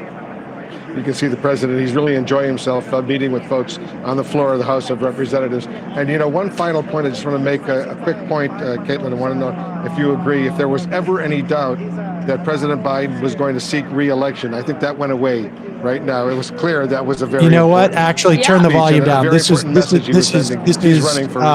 other thing that we had talked about earlier, was that we were going to get a sense of this is the beginning of something. It's either the beginning of the end of his presidency or it's the beginning of his reelection. And that was the other thing that struck me. Wolf Blitzer just said it. This dude's going to run. Yeah. After coming off, every one of his advisors are looking around going like, he can do this. And I'm not so sanguine on that point, frankly. I'm not going to lie, folks. Like, I have two parents who are in their early 80s. I with all due respect to both of them, I'd be a little bit concerned if they were in charge of the free world. If they were one of the most powerful people in the free world, I'd be a little bit concerned. But from a political perspective, right? We're not like people that are obsessed with having someone's finger on the red button and who do you want answering the call at 3 a.m. a la Hillary Clinton. I don't think he's a bad candidate against Trump. I agree. I worry about two things. One, I just worry about the actuarial tables for someone his age. Right. In the same way that I worried about, two Supreme Court justices who were up around his age. And two, I worry about the level of energy he'll have for a campaign. But it's also, no primary, basically. So you can focus on the general. I'm trying to look at the positive here. No, I think you may be right. And it really depends on who it is he's going to run against, right? I mean, if he runs against Donald Trump, it could very well be one of the least sort of covered presidential campaigns of our lifetime. In fact, I feel like I would make that prediction now, that it just, like, people would just say, like, let's just do this. Instead of let's waiting for November, let's just do this in February of 2024. Let's just give them each like 3 or 4 weeks, and let's just, Can chatbot just like run this through the algorithms to save us all the time? But I'll tell you something. If this Joe Biden could or would or show up for a general election in 2024, it's hard to sort of like think off the top of my head, who is look, personally, I would prefer Bernie Sanders. I would prefer Elizabeth Warren. I'd prefer Sherrod Brown. I could go down the list of people who I would prefer to be president. There's Shapiro in Pennsylvania. I mean, Fetterman. I mean, like the list could go on and on and on. But the reality is that like the candidates that we would see are, if Joe Biden, Whitmer and Pritzker and Newsom. Yeah, you cut out just for a second. But here, let's hear CNN. Yeah. Okay. Okay, let's hear CNN. It's not going to be a problem. It was a brilliant moment that it like took something that had been prepared by the speechwriters and he made it his own and he made it magic. It was really quite a piece of political showmanship. He's talking about. I just have to say, he's talking about President that Biden moment where the walked out of Republicans stood up. He's an Irishman at heart. Closed out the bar at the end of the night.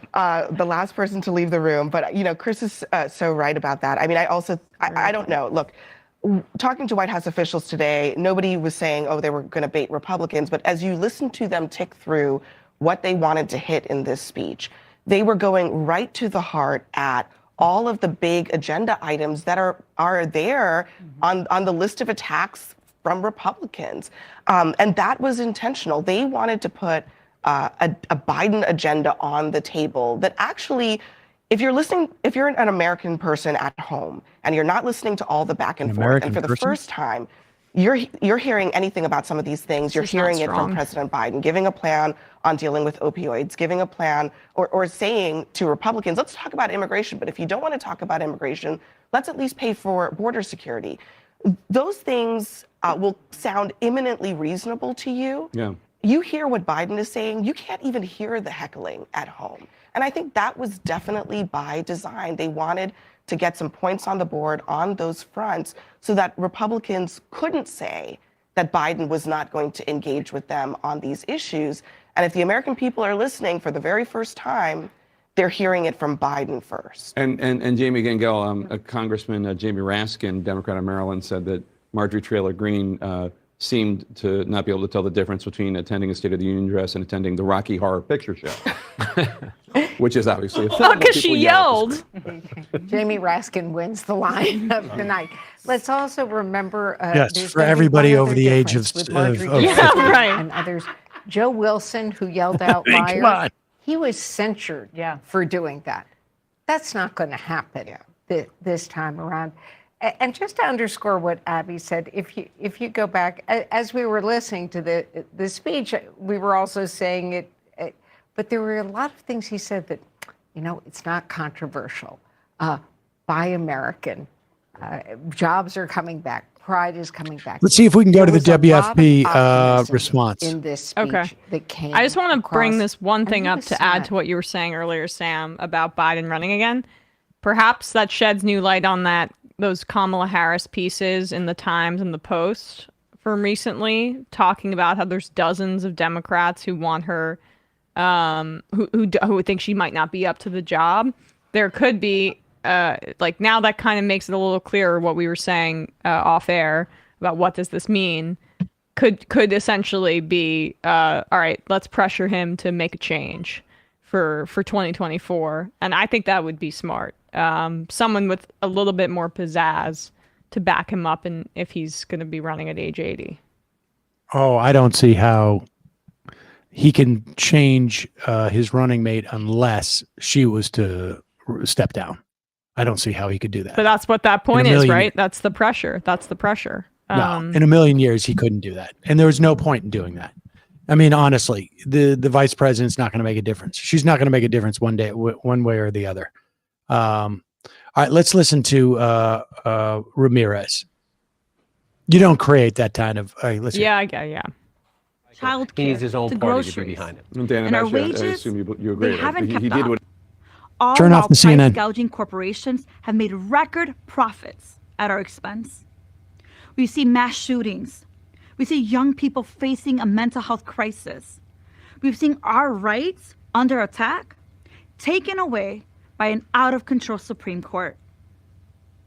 The Biden administration and Democrats in Congress took important steps. They put money in people's pockets and free COVID vaccines in their arms. The infrastructure bill will build roads and bridges and also infrastructure for clean water and electric vehicles. The Inflation Reduction Act will lower drug prices and make insurance more affordable for millions of seniors. And President Biden used his executive authority to cancel up to $20,000 in student loan debt. Those things will make a difference. But let's be honest, it is still too hard for too many families in this country to make ends meet. Even while oil companies and grocery chains were making record profits, the Republicans want to blame higher prices on workers who got their first raise in a generation.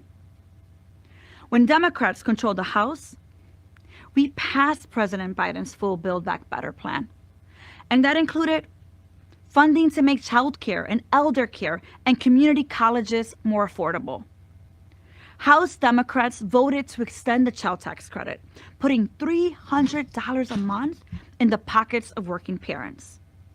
Yet every single Republican opposed it. And just enough corporate Democrats joined them to block that bill. What I want to say to President Biden and all my fellow Democrats in Congress is that we have two jobs. We must stand up to the extremism of the MAGA Republicans And we have to show working people what Democrats will deliver for working families if they put us back in control. And that means we won't give up on those family supporting investments. We came so close to winning. So I'm glad that the president called for reviving the child tax credit and expanding Medicaid and taxing billionaires to pay for it. We also must take action right now with the power that we do have. The president can use executive authority to further reduce drug prices. He can stand up protections for renters and hold corporate landlords accountable for the rent price gouging and housing discrimination we are seeing throughout the nation. If Republicans in the majority are as interested in working class families as they claim, then they'll stand with us. But if they don't, Americans will see who's on their side, and Republicans will pay the price at the ballot box. I'm for Last freedom. year, we heard pundits say that we Latinos are much more conservative, and we're turning Just to towards remind the you, this is Republicans. Delia Ramirez. But She what we saw is is that when we talk about the recently issues elected affecting Illinois people's day-to-day congressperson lives, from the like 3rd healthcare, District, jobs, housing, speaking on behalf of the Working Families childcare, Party. elder care, clean air, and water, working people hear you, no matter what color they are. When you talk about democracy, immigration reform, our basic freedoms, working people hear you. We can't depend on a party label as the only reason to vote for us. Our job is to hear what working people are telling us and deliver. Take something as simple as the right to stay home when you're sick. Too many workers don't even have that. Last year, railroad workers demanded the right to just a few paid sick days, and the multi-billion-dollar companies rejected their demand.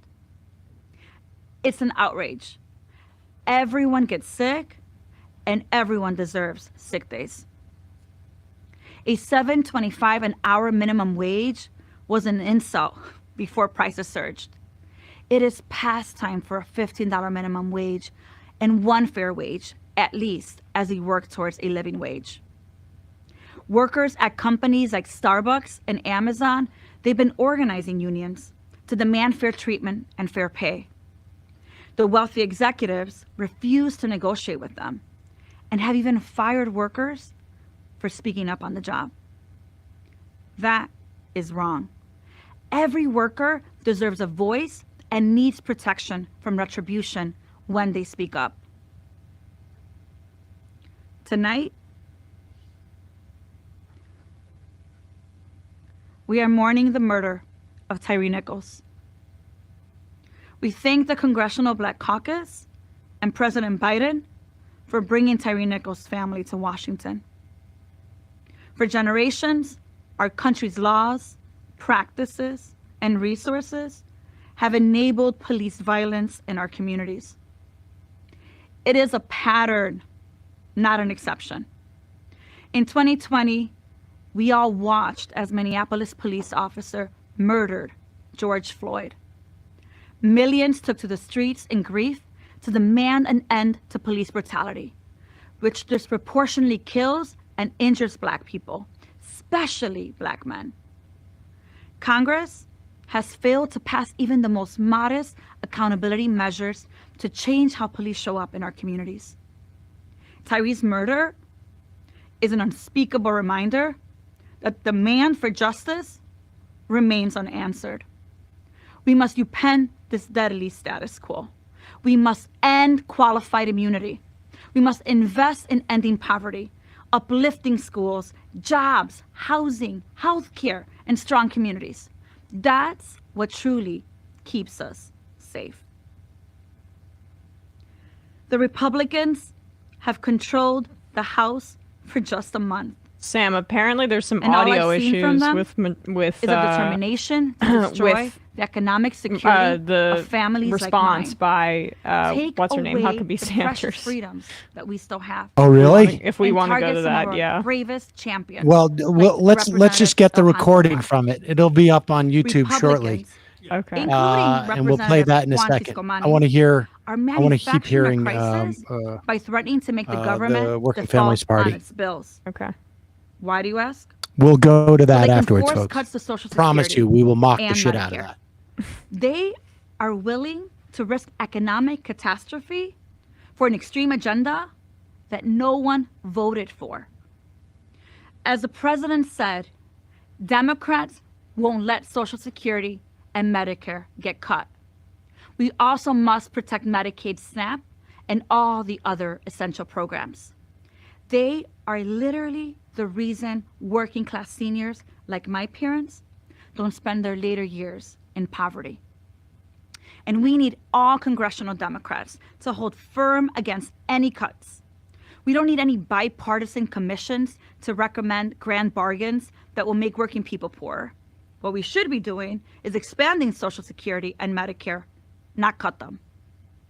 Let's make it plain. Republicans want to slash health care for working people so that their donors can get another tax cut. But we're going to fight like hell to ensure that in the richest country in the history of the world, everyone has good health care.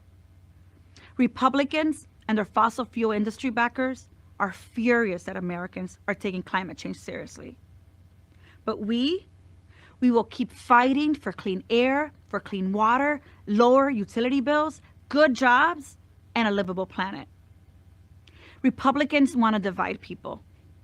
They want to make us afraid of each other.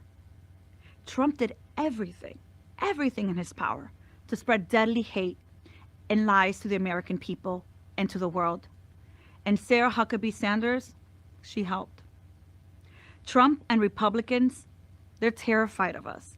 They're terrified of working people standing together for what we all have in common.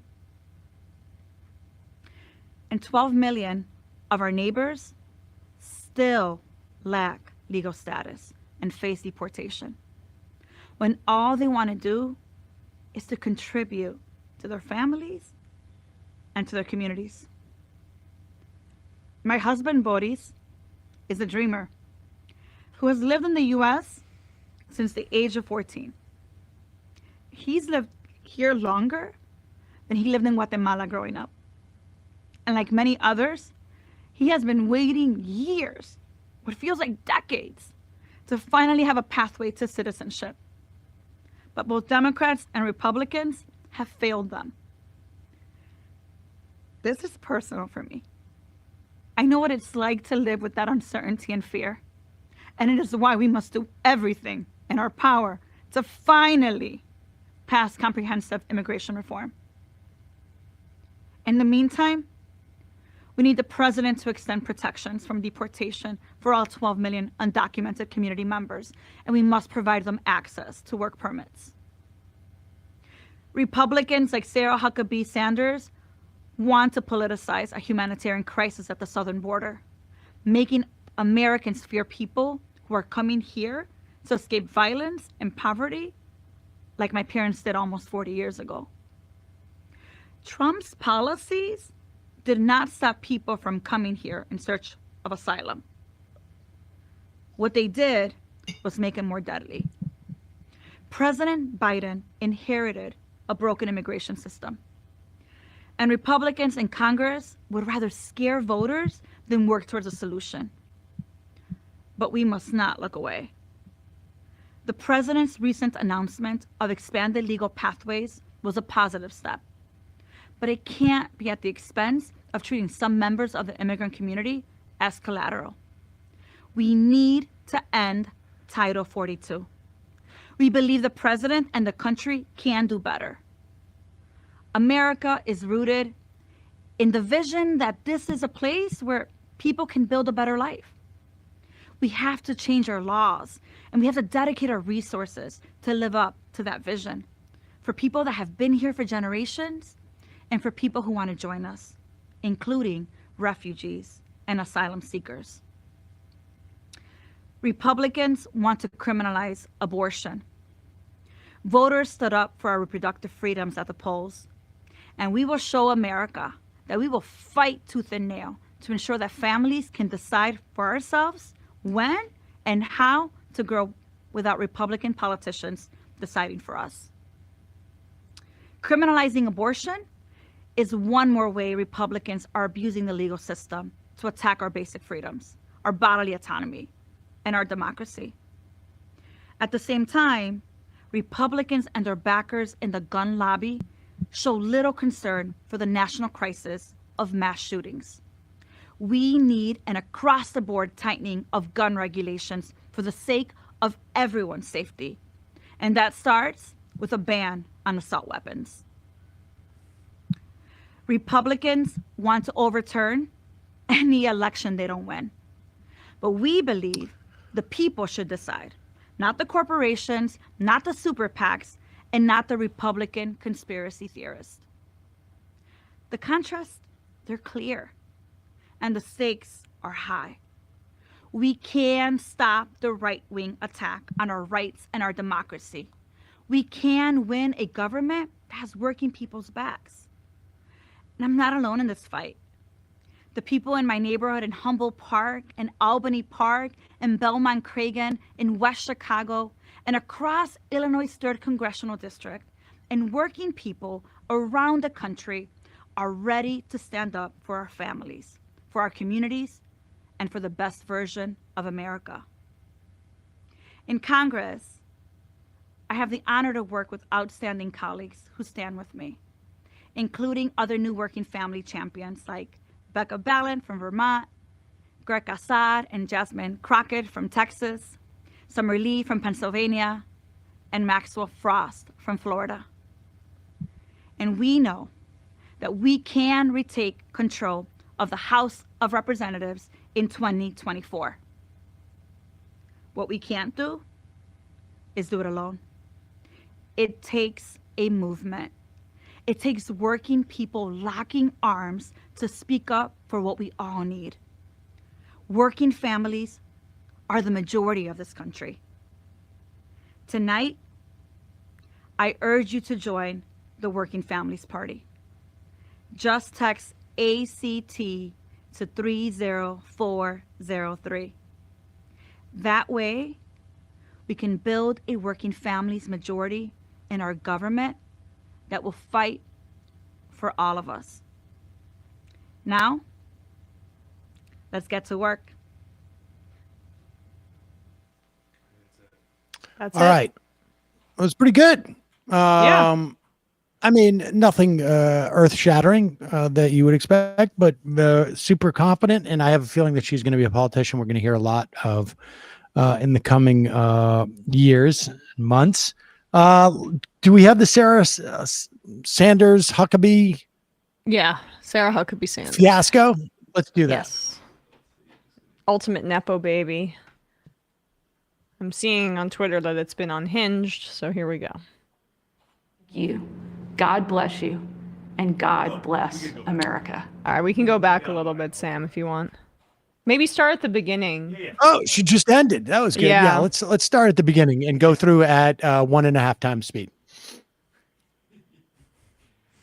It's gonna give me a nightmare. I know this is going to be horrific for everybody, but I want to do this quick.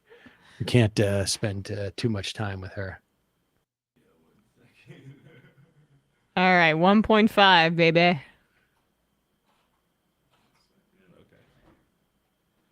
Being a mom to 3 young children taught me not to believe every story I hear.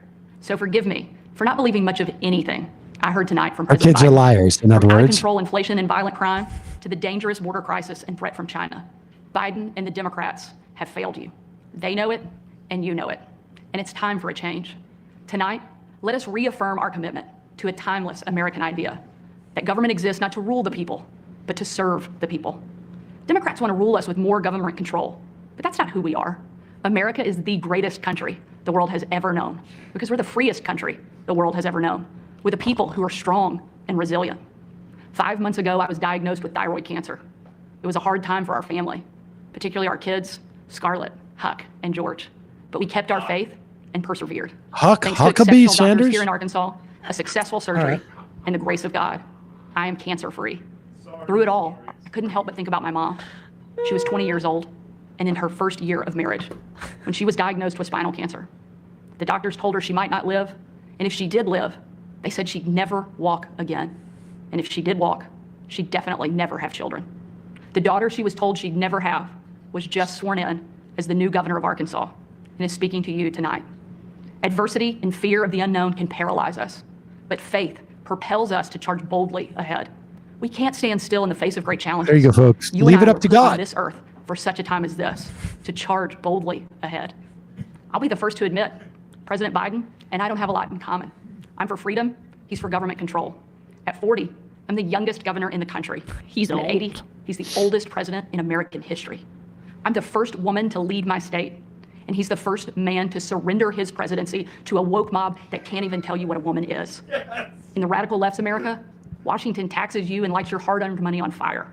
But you get crushed with high gas prices, empty grocery shelves. Can I pause this and for our a children are second? taught Can we to hate pause each this? other. Where did she live when she worked for Trump? Interesting. I mean, the fascinating thing about this is that she's going to become. Maybe this is a vice presidential play, but there is no way that the American public will elect this person in a national election. Can you imagine Trump like being like, I could go with her, or I could go with Christie. I'm gonna go with the hot one. Let's see. I'm gonna trying go with to the say. hot one. I don't know. You know, who's more of a Trump I'm just trying to girl? think about like It'd be ideal if do she was I- a blonde, but I mean, I love Mike. Mike is a great guy. She's great. She's great. She's great. But too much. I think there could be just too much presence. I don't know how to say this. She's a little Let's too say this, ambitious. I want to be diplomatic. She's got too much presence to Yeah, be around right. me. If you know what I'm saying, too much Right. presence, and also, why wouldn't you choose? Let's put it this way: when I sell an apartment, I can get more money for the better view. I don't think I need to say any more. We're just not. That's not going to happen. That's not going to happen. But I mean, honestly, like she is full on theocrat here with the American public. I mean, you don't have to worry about government or anything like that when it comes to cancer. Faith will do it. right. All right. And also, weird pot shot at his age, especially if Trump ends up being the nominee. Because there's a 2-year difference. He's 4 years older than Trump. Oh, They're really, 4. but still, I mean, the oldest president was Biden. Well, she second doesn't is give a Trump. shit about that. Yeah. No. I mean, she is. This is all about her right here, and this is And about her her building legacy. her stock. Yeah. Her stock in the Republican Party. She learned well from, this is her father's shtick. Really. Really. It's the same thing. Keep going. Let's Okay. keep going. On account of their race, but not to love one another or our great country. Whether Joe Biden believes this madness or is simply too weak to resist it, his administration has been completely hijacked by the radical left. The dividing line in America is no longer between right or left. The choice is between normal or crazy. It's time for a new generation of Republican leadership. Said that twice. Upon taking office just a few weeks ago, I signed executive orders to ban CRT, racism, and indoctrination in our schools, eliminate the use of derogatory term Latinx in our government, repealed COVID orders, and said never again to authoritarian mandates and shutdowns.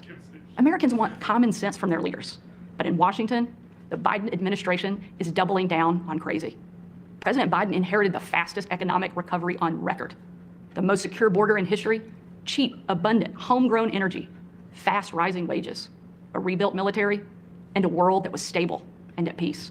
But over the last 2 years, Democrats destroyed it all. Despite Democrats' trillions in reckless spending and mountains of debt. I'm sorry, can now we have just the pause it worst really border- quickly? This is just not going to track with a great majority of people. No matter if you like Trump or if you might vote for him if it was versus Joe Biden, if you're on the fence, instability is exactly what's associated with this administration. Boring banality is exactly what's associated with the Biden administration. It's just, it's bonkers. They can't make, CRT, trans, wokeness arguments with old, boring white guy. It does not mesh. Yeah, and I would also add that, like, the idea that people and maybe it's not Trump's fault that COVID happened in 2020.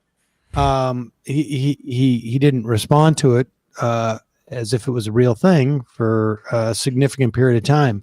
But the idea that people have these warm memories of no trauma from the last year of the Trump administration, I'm sorry. Like, it's why they are more lenient with Biden not being a charismatic front-facing figure like Obama is. It's why he's able to have that's why he got more elected. apathy and That's why he got ambivalence elected. about him, and the Democrats still retain and gain a seat in the Senate.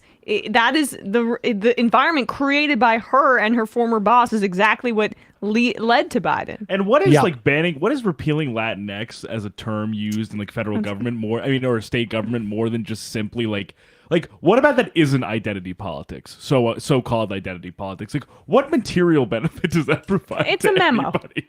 Yeah. We should also tell people that we are speeding her up. Yes, she's 1.5 speed right now. Yeah, she's 1.5 speed. So it's not her fault that she's talking this fast. It's She didn't take the Ben Shapiro we just can't handle the whole pill. Yeah, For exactly. crisis. Despite Democrats' trillions in reckless spending and mountains of debt, we now have the worst border crisis in American history. As a mom, my heart breaks for every parent who has lost a son or daughter to addiction. 100,000 Americans a year are now killed from drug overdoses, largely from fentanyl pouring across our southern border. Yet the Biden administration refuses to secure the border and save As a American mom, lives. I also don't care After years about of Democratic the attacks on law parents enforcement, of calls kids to who defund the police, are violent from criminals Central run free, or Latin while America. law-abiding families Or trans live in kids fear. either. Beyond our border from Afghanistan to Ukraine, from North Korea to Iran, President Biden's weakness puts our nation and the world at risk. The president's refusal to stand up to China, our most formidable adversary, is dangerous and unacceptable. President Biden is unwilling to defend our border, defend our skies, and defend our people. He is simply unfit to serve as commander-in-chief. And while you Step read the down, you consequences loud of their failures, balloon. the Biden administration seems more interested in woke fantasies than the hard reality Americans face every day. Of the Most outside of a Americans simply want to balloon. live their lives in freedom and peace. But we are under attack in a left-wing culture war we didn't start and never wanted to fight. Every day we are told we must partake in their rituals, salute their flags, and worship their false idols. All while Pause big it. government Wait, colludes. Wait, Hold on. who's Wait, doing the what? rituals? Worship false idols. Salute your flag. That's you. What? Go on, Sam. Sorry. I mean, honestly, like, they better hope that the percentage of non-Republicans who watch this is somewhere hovering around 0%. Because, like, if honestly, like, if I was going to run a campaign anywhere, I'd be playing clips of the speech. And just be like, this is the future of the Republican Party. I mean, you better stop this now. I mean, you better make abortions legal across the country just to stop this type of thing. Who's saluting the LGBTQ flag? Listen, I'll tell you something right now. It is going to be the mission of this program. Yes. To create a flag with a balloon on it and make every one of these motherfuckers salute it. That's And it. the That's what we're Antifa doing. logo in the middle of the balloon and a rainbow in the That'll be- background. Can someone Exactly. commission this now? Yeah, or any artist watching the show right now, we need it. We need that Honestly, flag. you'd be a part And- of MR lore. If we're going to force people to bow down in front of false idols, my face better be on one of them. That's all yeah. I'm saying. I mean, I'm not all saying I'm that. saying. I'm not saying that I would say no to being Listen. a false idol. You're young. I don't have many years ahead of me. If I don't get on a false idol right now, it won't happen for me. It's all ahead of you, Emma. Yeah. Okay, you have decades. But if I don't get on a false idol right now, it's basically over. There will be no Sam-related iconoclasm. Oh. Make it happen, folks. Big tech to strip away the most American thing there is, your freedom of speech. That's not normal. It's crazy, and it's wrong. Make no mistake, Republicans will not surrender this fight. We will lead with courage and do what's right, not what's politically correct or convenient. Republicans believe in an America where strong families thrive in safe communities, where jobs are abundant and paychecks are rising, where the freedom our veterans shed their blood to defend is the birthright of every man woman, and child. These are the principles Republican governors are fighting for. And in Washington, under the leadership of Senate Republicans and Speaker Kevin McCarthy, we will hold the Biden administration accountable. Down the street from where I sit is my alma mater, Little Rock Central High. As a student there, I will never forget watching my dad, Governor Mike Huckabee, and President Bill Clinton hold the doors open to the Little Rock Nine. Doors that 40 years earlier had been closed to them because they were black. Today, those children once barred from the schoolhouse are now heroes memorialized in bronze at our State House. I'm proud of the progress our country has made, and I believe giving every child access to a quality education, regardless of their race or income, is the civil rights issue of our day.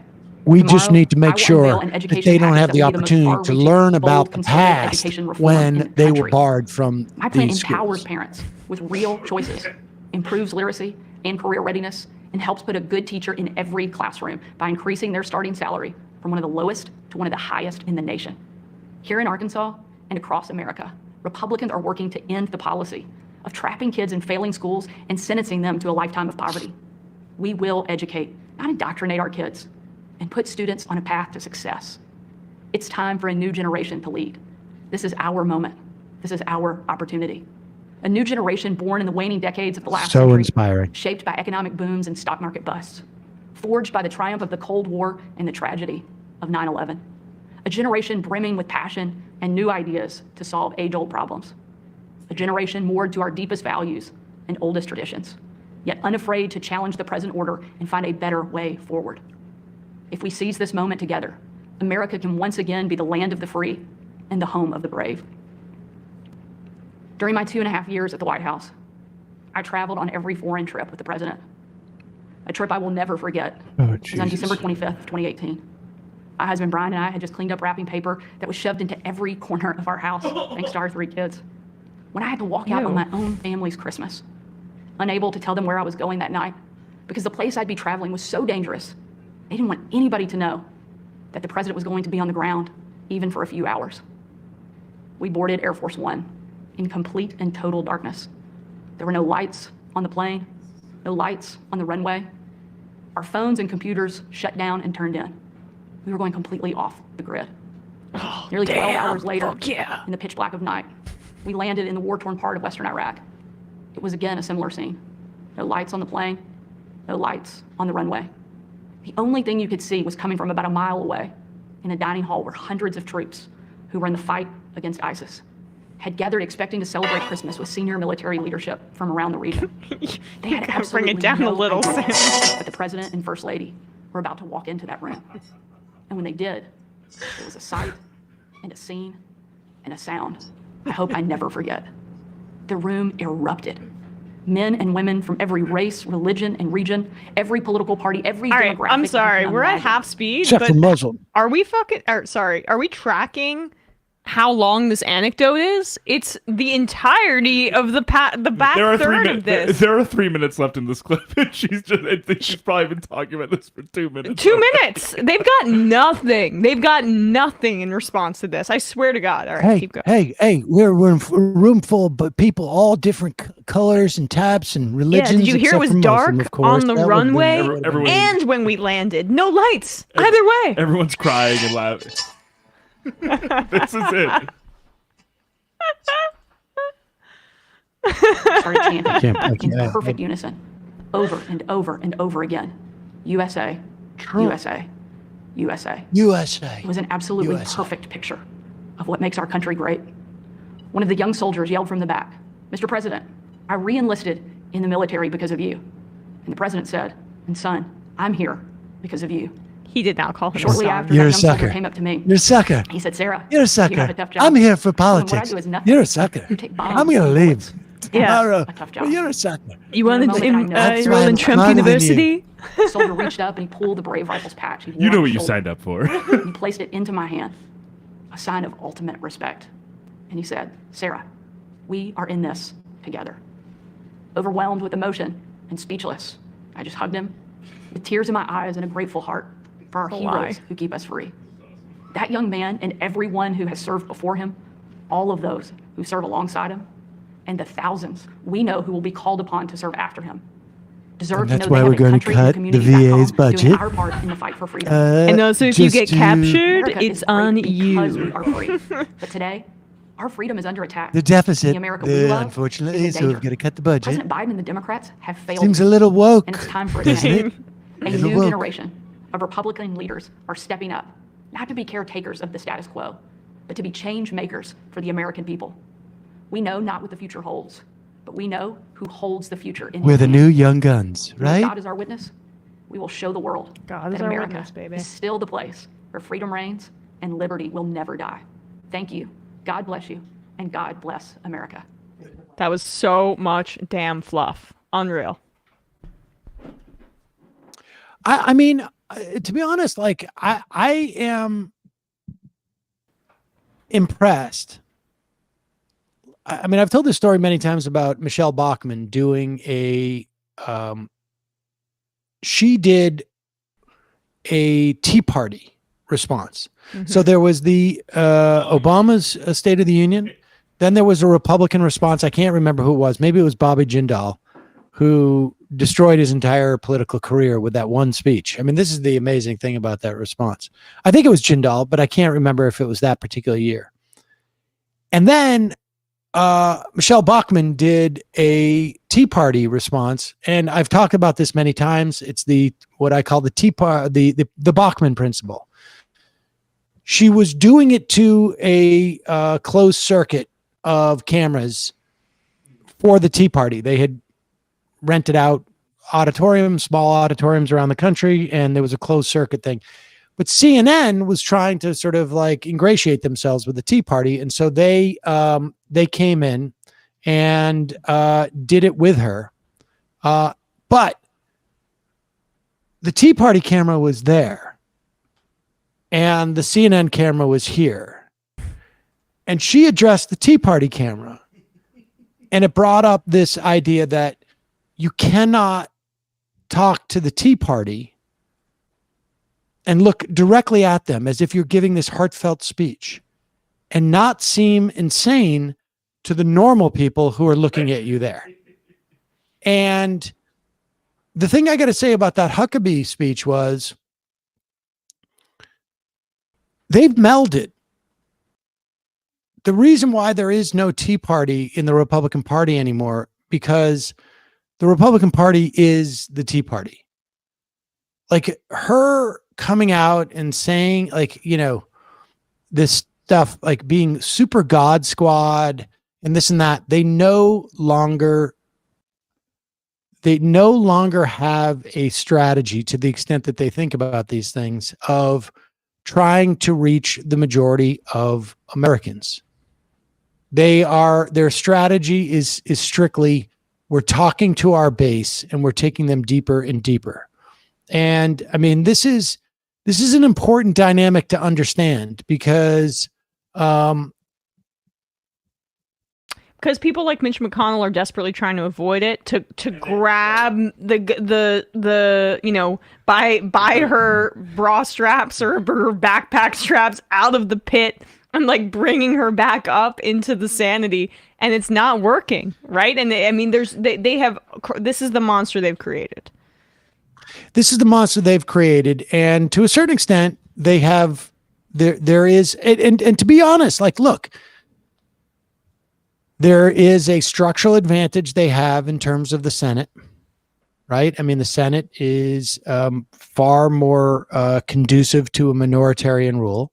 40 million more Republican, or 50-50 split. Republican senators represent 40 million more Americans. Sorry, Sam. Go on. Democratic senators represent 40 million more.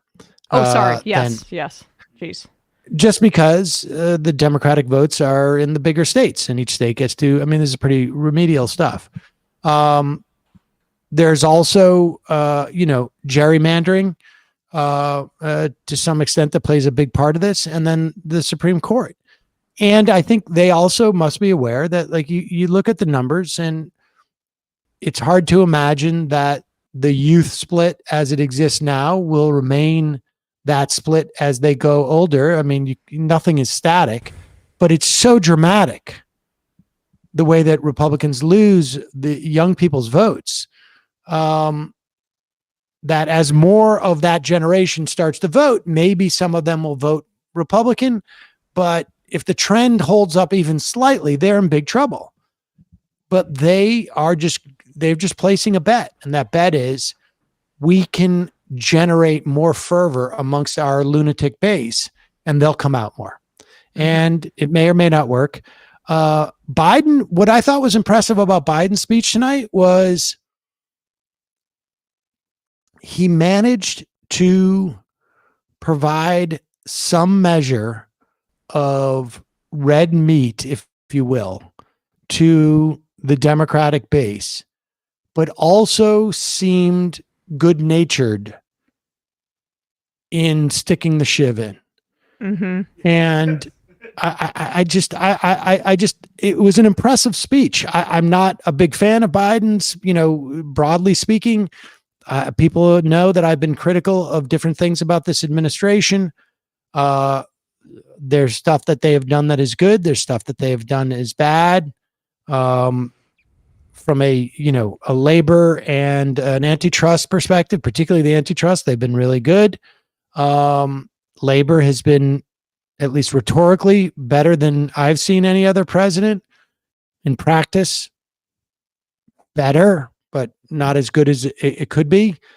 Build Back Better, I think, was mishandled by the administration. But that speech, I don't know what more you could look for. You can believe that speeches are meaningless, and I think there's a good argument to that. But if there's any meaning to that speech, it was effective. It was really effective. Agreed. Frankly, I'm surprised. Maybe I had just such lower expectations, but I just don't have many expectations about the State of the Union, and that was I feel like that was as positive as it could be. Go on. I just think there are just simply like so few opportunities to have like the aesthetic and visual aid of basically bait and switching the entire House Republican conference to basically stand up when verbally told, like, you're not going to cut Social Security and Medicare, right? And because, I mean, of course, it's totally optics based, it's totally aesthetics based, but that can be used for so many different things and for you so can many leverage different it. You instances. leverage the aesthetic. You've weaponized Absolutely. a piece of performance art for politics, and that's what matters. That stuff translates. all right. I think that's enough. Bradley needs to get some rest. Emma, great job tonight. Bradley, you. great job. Matt will be back, so at least Bradley will have at least some relief tomorrow. Some, Can't wait. not much, but enough. Tomorrow on the program, who do we have on, Bradley? We have the Ann Newman, the worker. Ann Newman has written a piece on Tigray. That's right. And then we'll have a member of the Emergency Workers Organizing Collective and a Marquette University student who she helped organize in 2020 to kind of discuss their experiences with the collective. Yeah. Sweet. All right, folks. Thanks for joining us tonight. Emma, Bradley, great job. Folks, we will see you tomorrow. It might take all the strength I got to get to where I want, but I know somehow I'm gonna get there. I wasn't looking when I just got caught between the truth and the lie bar, but finding out won't make me feel any better. Yeah, I know the clock is ticking, but the meds are gonna kick in, and my pilot light shining bright. I get somewhere the choice was made, for the option where you don't get paid, for the road that bends before it finally breaks you. I guess somehow I lost my drive between the 101 and the 5. Do you know how far the detour takes you? Yeah, I know the clock is